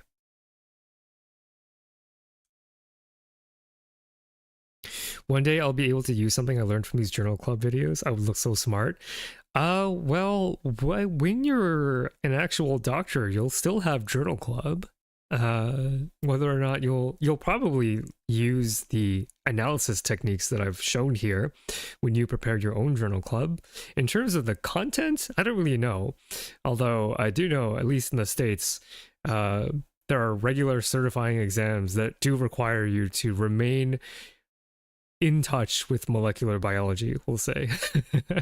what Regardless of what, without respect to whether or not I think that a doctor should know what miRNA is versus siRNA versus shRNA, I do know that they still have to know those things, which is to me kind of wild, because why would your doctor care? Why do we care that your doctor knows what these technologies do? It's kind of interesting what they make you go through. Second week has been kind of crazy. I can imagine if it's only your second week, then you probably just got done with orientation and are adjusting to college life, which can be quite difficult. So nearly done. I love my courses, but wow, it's tiring. What are you studying? Very curious. What are you studying? In 1 week, I have a CRISPR Drosophila lab. Oh, that's so awesome. I never got to work with Drosophila, but that would be so cool. That would be so cool. CRISPR labs. Yeah, I mean, it used to be this groundbreaking technique, and now we've adapted it into the teaching lab. We also have a CRISPR module, but I think Drosophila is such a fun model organism that I never got to work with. So I wish you good luck. That should be very fun. Drosophila are great. Some of the most beautiful developmental biology has been done in Drosophila and or C. elegans. And zebrafish. Tried to join a lot of clubs, and I've tried a lot of new things. That's great. That's what college is for. Keep on doing that, and don't give up if things don't pan out, because college is just infinite opportunity to try a bunch of stuff. My semester here in Germany has just started. I'm excited to start my master's thesis in a few weeks. On what? What are you studying? What is your master's thesis on? I'm jealous of anyone who gets to do anything in a lab. You might be able to find outreach programs that allow people to do something like a CRISPR module, although a lot of them are like catered to children. There are some ongoing like adult education labs that do that kind of thing as well. I know I would love to hold a lab for adults. I think it would be super fun. If I ever make like PewDiePie money, it would be cool to have my own lab where I could do like events. Like my version of like a meet and greet would be like, you all get to do like genetic manipulation of a plant or something. I don't know. One could dream.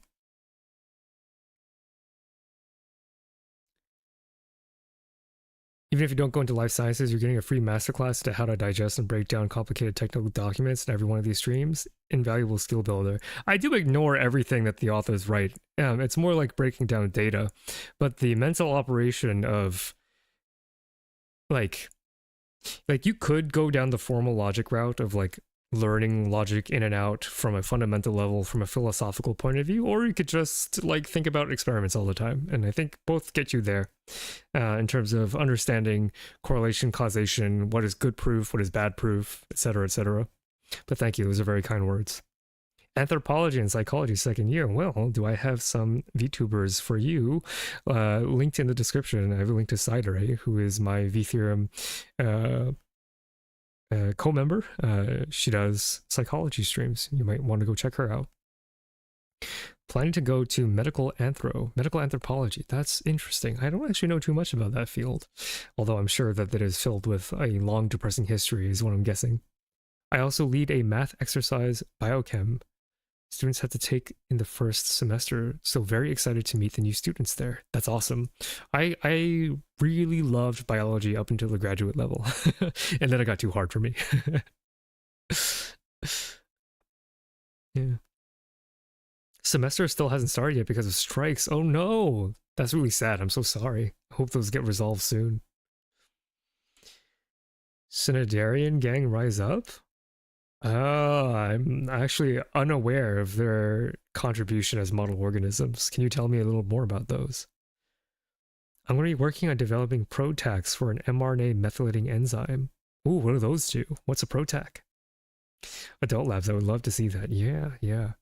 It's actually super simple. Like, I think biology is so accessible because I think structural biology gets kind of out of control very quickly. Like the closer you're in biology you get to physics, I think then it starts to get very hard, or like microscopy can get kind of hard. But basic genetics, that I think is very accessible. Basic molecular biology, anybody can do it. Hopefully I'll be able to get into a PhD program mostly related to computational biology. Just got my official master's degree. Congratulations. It's great that this year's chemistry Nobel Prize was related to computational biology. I know, I'm making jokes about how biology like swept the Nobel Prize this year. I love medical anthro. Sometimes I get frustrated because it feels like sometimes it focuses too little on the clinical, but it makes sense. Medical anthropology really focuses on the human experience. That's very interesting.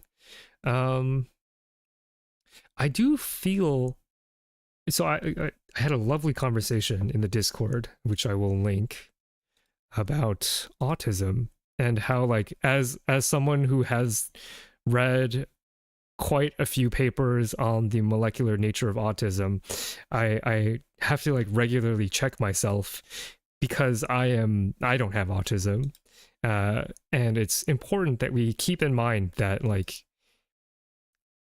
conditions have associated human experiences with them, and not all of them are pathological. If you want to like hop in on that conversation, I will link the Discord in the chat. Yeah, and keeping in mind that there's like a lived human experience. Like when I was reading those autism papers, and it's the reason why I won't ever cover autism on my channel, at least in the near future, because there are a very specific set of circumstances that have to be true for me to ever talk about autism in like a sciencey way. Like my reluctance is because I am like not very familiar with the lived experience of someone with autism, and I know that's like weird to bring up in a medical context, but it does remind me of that idea of like, I probably shouldn't talk about XYZ unless I have some sort of understanding or respect for the lived experience. Whereas cancer is something that is so prevalent that everybody will know someone, and the research behind that, we can all pretty much agree that is worthwhile to do. Let's put it that way. Yeah. Ranging from people's experiences to understandings to fears and all sorts of things. That's going to be very important, especially with so much vaccine denialism out these days. So I think that's really cool. Do I plan on covering any of the advancements in comp bio like AlphaFold and stuff? I'm not a computational biologist. If I have a collab partner who can do that kind of thing, I would be very much open to talking about those things. Like Resta and I have talked about the basics of computational biology, and if she ever wanted to come back, I would of course be very happy to have her. She's busy as heck though. But like if I could have, because I wouldn't be able to say anything intelligent, whereas this paper, even though I'm not a cancer guy, I am a molecular and cell biologist, so I'm able to more gracefully, I think, communicate what needs to be communicated. Whereas comp bio, I would just be like reading the abstract and like having my head go numb. Colonial organism, main family Hydrozoa. Little jellyfish anchored to the ground who can use VEGF homologs. Great way to test tumor bio. Interesting. VEGF, I think I'm more familiar with in the context of Drosophila and C. elegans. So I'm curious as to what the unique appeal of your Hydrozoa are. It's very difficult to process issues reading about it. Yeah. Especially science papers can be very difficult to read, but if you want like I say easy, but if you want like intro level papers, I think Nature really publishes a lot that are written more in plain language than other journals, I would say. It's still not easy, but if you wanted to like practice reading papers, picking anything up from Nature is a good bet. I would avoid Science like the plague. Science papers are super hard from the journal Science. Those are actually, they can be very miserable to read, even though they're one of the big three journals who you really want to publish with. They're too dense.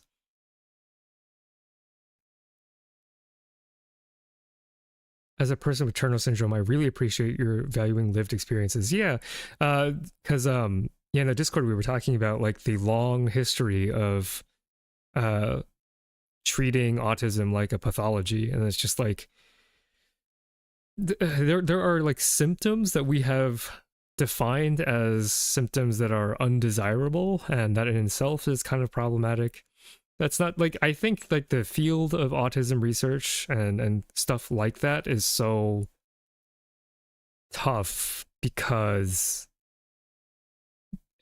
it's hard to know whether or not anything should be done. Because I would love to talk about autism from a molecular standpoint, but a lot of that research is also worded in a way that treats autism like a disease, which is just the normal language of biology, right? Like we're not used to talking about conditions, you know, human conditions, as if they were just a state of being versus something that is pathological. And I'm afraid I might slip up multiple times in talking about that kind of stuff. So I just want to be like, if I were to ever talk about autism, it would have to be with an autistic collab partner. That would be the only way that I would feel comfortable, and they can call me out in real time, and I can be more sensitive that way.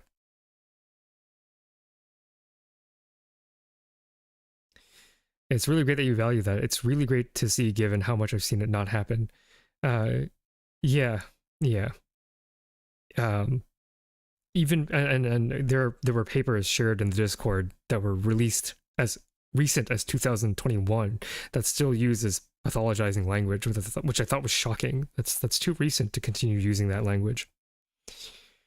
Reading the article is fine genuinely. The emotional experience of someone talking about a cure of autism is much harder. Yeah, oh, I see what you mean. Yeah. Like reading those languages, it's like, I'm cringing. Cringing. Shouldn't talk about it like that. I think it's interesting because understanding the molecular basis might allow you to become more in touch with who you are. You know, if you are a biospiritualist like I am, like I think it's, you know, I'm not like religious or anything, but I do think that I do get like an emotional reaction when I learn certain things about how the human body works. I think it makes me feel more in touch with, I don't know, the history of simians. Just like, that's how I work. I learned something about myself today. Even if that learning doesn't have any practical meaning, it's still like uncovering a piece of the mystery that is you, right? And I think that's neat. I just wouldn't do it without appropriate guardrails, because it's too hard to do otherwise. The discussion in the Discord was really great. As someone who lives on the border of ADHD and AU ADHD, like folks talking about the difference between pathology and like what is just like a lived experience. Yeah.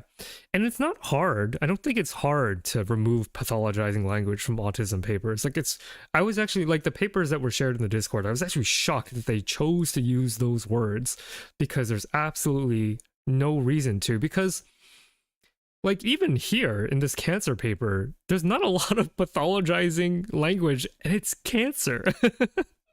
It's freaking cancer, and there's not a lot of pathologizing language. So there's absolutely no reason why the language should still be that way. I think the conversation of whether or not it's worth making treatments for certain symptoms of autism that might make it hard to adjust to life, that I think is a conversation worth having. Not one that I'm prepared to have, because again, that also treads on dangerous lines, but to me that is more acceptable than framing it as pathology versus framing it as, oh, maybe this is something, if you wanted to have the decision. I think that's different, although, you know, that is my current opinion. It is up to update depending on what you all think about that. I mean, now it might be a good conversation to have right now for those of you who relate to this idea, is that like, what do you feel about research that goes into designing treatments that can, I don't even know how to say it. Like, if there are parts about being autistic that you find that are hard to have in our current society, there are two different ways broadly to go about that, right? Either society changes, which we are changing, or there's like maybe a pill that would make certain things easier on you. And I'm wondering if that has appeal, or whether or not that's also like not cool. I genuinely don't know, and I'm interested to hear what you all think.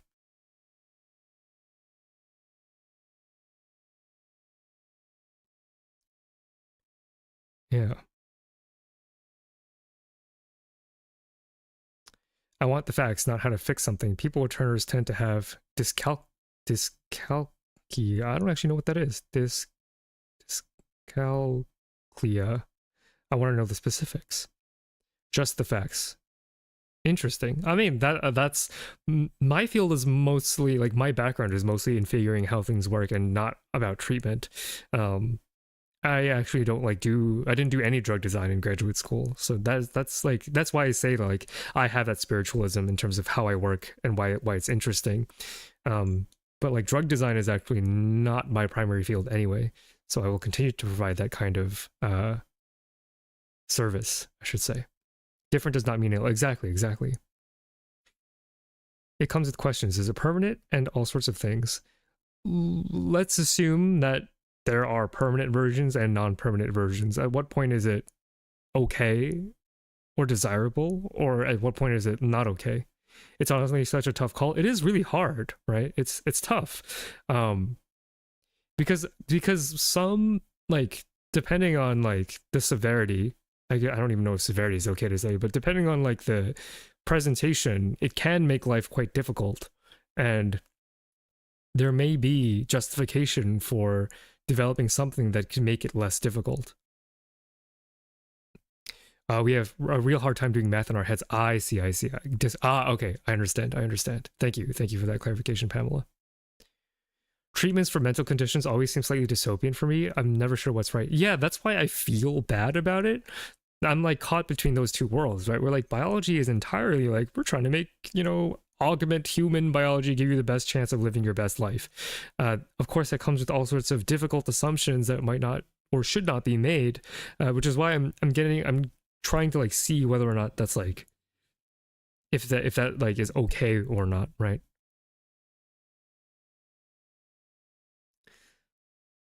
Like special interests and hyperfixations are not great in our environment, but it gives my life meaning. Yeah, so like it's not everything like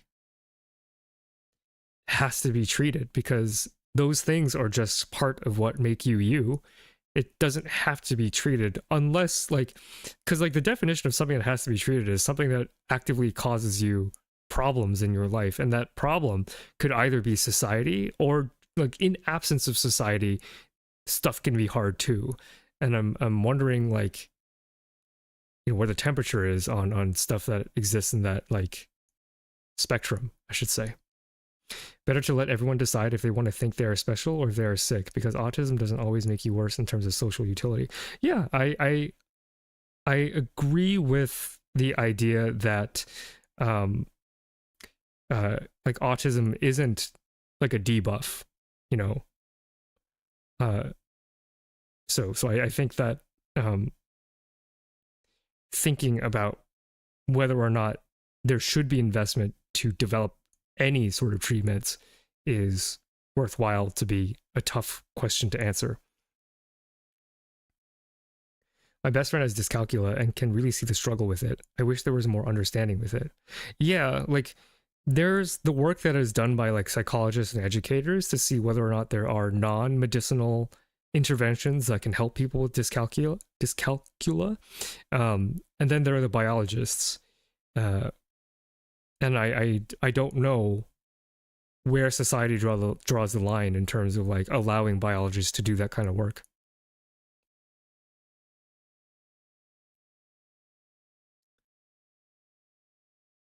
I can see why they think that way, since healthy is defined as being able to function normally, but what even is normal?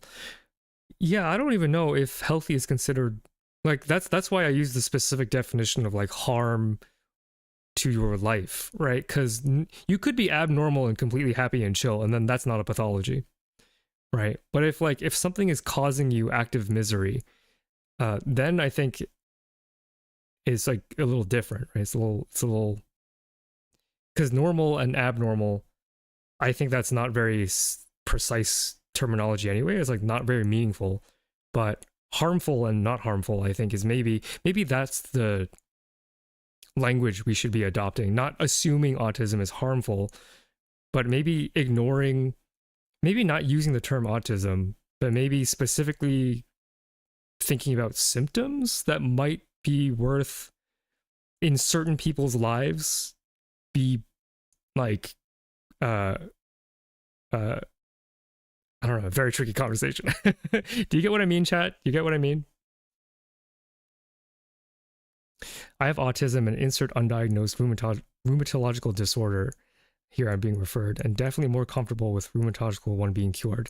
Yeah, so that's kind of what I've heard as someone who does not have autism, that like the very like idea of like treating something that doesn't always like cause you difficulty, and maybe it does cause you difficulty, but it's an acceptable amount of difficulty to maintain your personhood, quote unquote. I think that's valid. It's a valid like position to have, and I'm glad that we're having this conversation because it gives me a little more personal insight into what people think, because you can read think pieces online, but think pieces have been written by people who have been interviewed, right? There's a selection going on. So it's kind of nice to have this more, not amorphous, but like, you know, the sample size being my audience. The people who I most want to make sure my content is appropriate for is, of course, my audience. Yeah. My issue with possible cures for symptoms is that then there's societal pressure. That's true. That's true. It's not something that I'd considered. That the very existence of a quote unquote treatment then maybe retroactively pathologizes autism. That's something that that's an argument that I've not heard before. And that's interesting. Because if there's something out there and you choose not to take it, society may not look upon that favorably. So that actually is a pretty striking line of thought, I think. And thank you for bringing that up. That is genuinely interesting.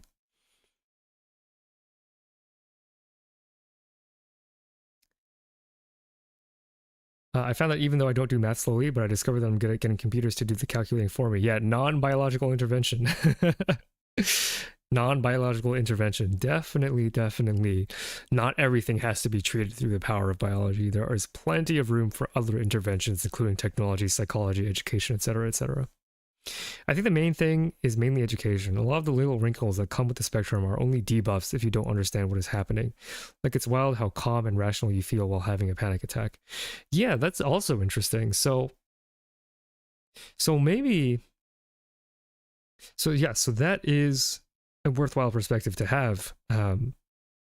Because if you learn how to quote unquote deal with those debuffs, then they don't become debuffs anymore, right? Then those are just individual differences, and that's interesting. Then that's not like if you don't feel it's pathological, then it's not pathological, period, right? Full stop. Gotta sleep now. Thanks for an awesome live. Also subscribe to Clockwork. Very good. I'm looking forward to watching more videos tomorrow. Take care, y'all. Good to have you here. It was lovely to have you here. Yeah, so those are really good points. I think those are really interesting, and it's given me a lot to think about with regards to my previous research, because I was like painfully aware about how pathologizing the research I was reading was, because like we were doing the research in like I didn't do the research, but I read a lot of the papers that were doing research in mice, right? So you can get a lot of interesting mechanistic insight in terms of using a model system like a mouse, but a mouse, it's hard to interview a mouse. It's hard to know whether a mouse is truly autistic, whether or not the lived experience of a mouse with quote unquote autism is the same or similar or has some sort of mapping to a human with autism. Not entirely clear. And so that kind of research is always a little problematic. I still found it very interesting, but difficult to cover. Although, again, if the conditions are right, maybe one day, because it is genuinely interesting. I would just have to rewrite their papers for them. I have had to unlearn and toss the emotional baggage of how people react to disability/variance. Yeah. I think as a society, we're trending towards doing better in terms of being accepting of disability and variance, but it's a work in progress for sure. Work in progress. Something like aphantasia makes people different, yet they can still function as a human. Yeah, like there's a psychology, I think, of believing that what you have is pathological, and that, I think, just the belief that you think you have pathology can in itself probably make you feel a lot worse. So that's interesting. It's also tough because how broad this lived experience is, and since I'm more of a border case, I feel uncomfortable speaking about it. Yeah, that's why, like, you know, I don't want to fall into one of these traps of like, oh, neurotypical guy talks about autism. That's a very dangerous trap to get in, because I don't even know how bad I could offend people. And I don't want to. I don't want to offend people. And there are a lot of autistic people who watch my content, which I get, you know, shout out. Like, this is a funny story that I told in the Discord, but there are enough autistic people in my audience that I was like, do I have autism? Like, I don't know. I could describe myself as having a fixation on biology, but I took a whole slew of autism tests and each one came back aggressively neurotypical. So I will stay in my lane. But actually taking those tests really opened my eyes in terms of like understanding that my internal life looks pretty different. That it's not like cute to claim you have autism as a neurotypical person if you haven't been evaluated, right? Because there are genuinely differences, and those differences are interesting. And those tests are worded in a way where, because it was like assembled by someone who does have autism, they were assembled and explained and sometimes even rewritten in a way that was more understanding to autistic people. And so that really helped me be like, oh, your experience is actually like different, not bad, but like different, and different in ways that I didn't understand before. And I think that those differences, I would love to know more about how those differences function, especially because like I came to the conclusion that like biology is my passion, and I shouldn't maybe be calling it a hyperfixation, because those tests have suggested to me that like a fixation is something that you can't really easily put down, whereas like I can stop editing video and it's not like as big of an issue, and like I can procrastinate on doing that as well. At least that's like sort of what I was getting out of the multiple tests that I was taking. There's also the issue of side effects. I have different chronic conditions and have to consider the side effects if they are really worth the cure. Based on the newest reports, I think no. Yeah, I'm starting to believe from our conversation with Chad right now that maybe treatment is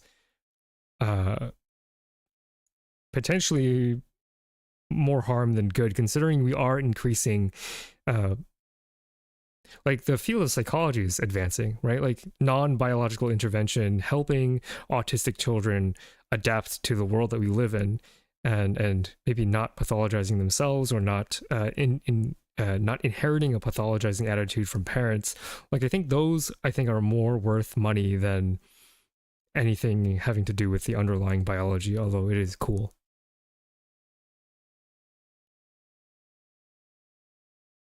Most people don't mean to be offensive start with that attitude. Yeah, I agree. Gotta go, have a good day. Thank you for tuning in. Mental stuff is always way harder to talk about because it's not as straightforward as molecules bumping into one another.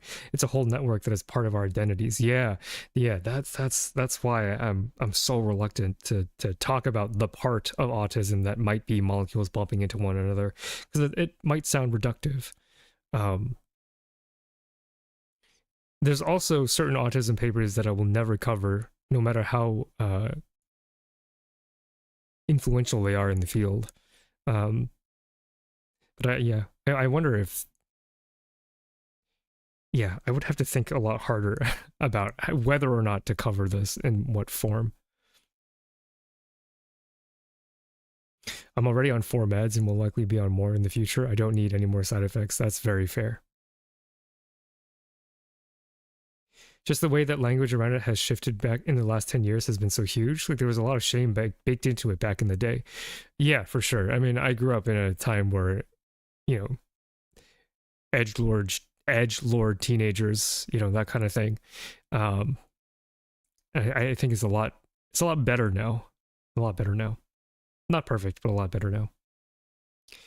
The editor of, I think, Molecular Autism, the journal, is the same guy who wrote the Extreme Male Brain paper. I'm actually unfamiliar with that paper. Although it sounds a little sus.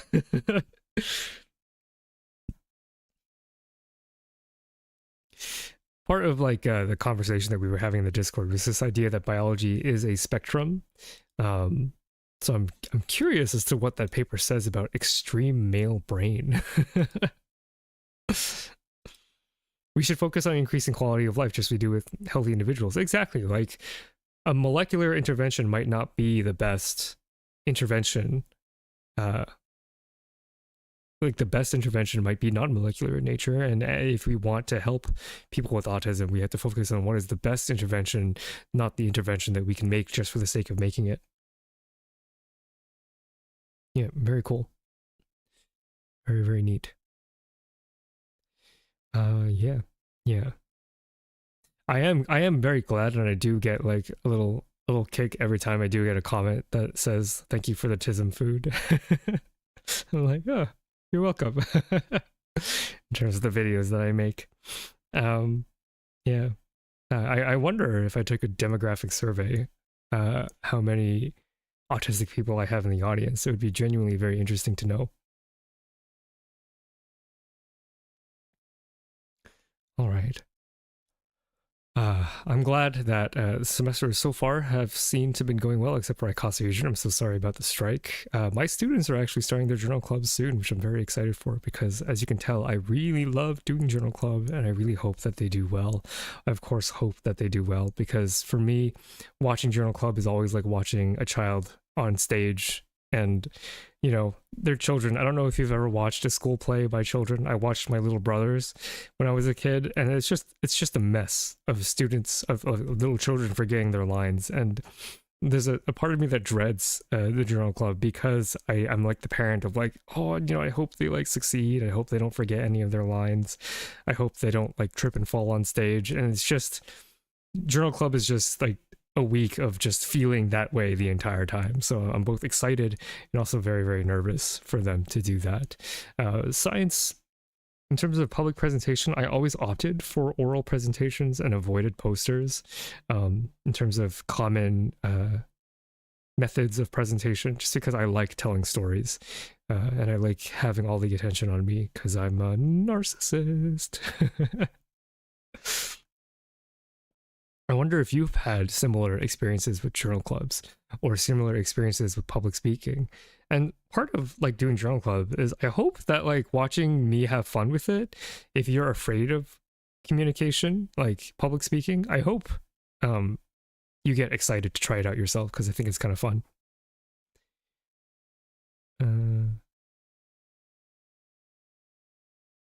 Feeling a similar brand of nervous for redacted reasons. Oh, I wonder what that could mean. I genuinely don't know. Cryptic reference, clockwork. I'll send the extreme male brain person tomorrow on the Discord at some point. Yeah, I'd be curious to know what that actually means, because like I have this whole thing about biology and spectrums, and I'll just say that is one of those things that might be related to some sort of biology spectrum. I need to go. Thank you for the stream. It was fun. You're welcome. Thank you for dropping in. Thank you so much. But yeah, I think part of like my inspirations for starting this channel and getting to do this communication was watching Neil deGrasse Tyson and watching him having so much fun doing his lectures. Although nowadays I find Neil deGrasse Tyson to be like too much. Like I think he layers on the persona like way too thick. Like it is very heavy-handed, his sense of marketing of himself, but at the time it worked wonders for me. I really enjoyed watching him speak, and it made me want to do that as well. Long-time viewers of my channel might know, but in terms of like my career counselor in graduate school, I was feeling lost and feeling like I wasn't good enough to do bench work as a bench scientist. And the career counselor had asked if you had any dream job. It doesn't have to be a real job, but if you could do anything in the world, what would it be? And I just said, I would like to be Neil deGrasse Tyson. I would just like to do that. But they don't make jobs like that at companies. But this channel is a way for me to do that on my own. And I love that. New profile pic, by the way? Yeah, exactly. I got a little tired of the old American Gothic. And I think this one makes the branding a little more clear.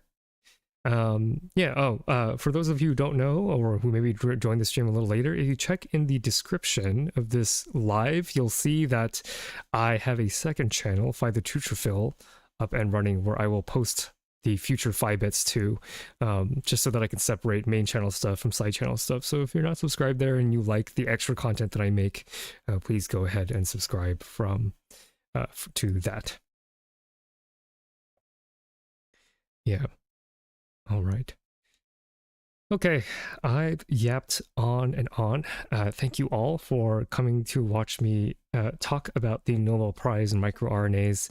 Big contribution to our understanding of how genes are manipulated and regulated.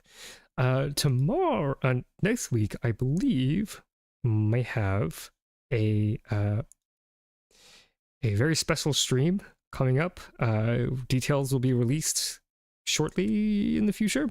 Trying something new in terms of a format. So stay tuned for that. I'm also very close to finishing my video about the immune system. I'm hoping to release that either at the end of this week or sometime next week. So please keep your eye on your subscription feeds for that. I worked really hard on that. And I'm very excited to show you all what I have done. Yeah. All right, so I will see you all in the future, hopefully next week, and hopefully on the video that I've worked hard to make. All right, with that being said, bye y'all. Bye. See you later. Bye-bye.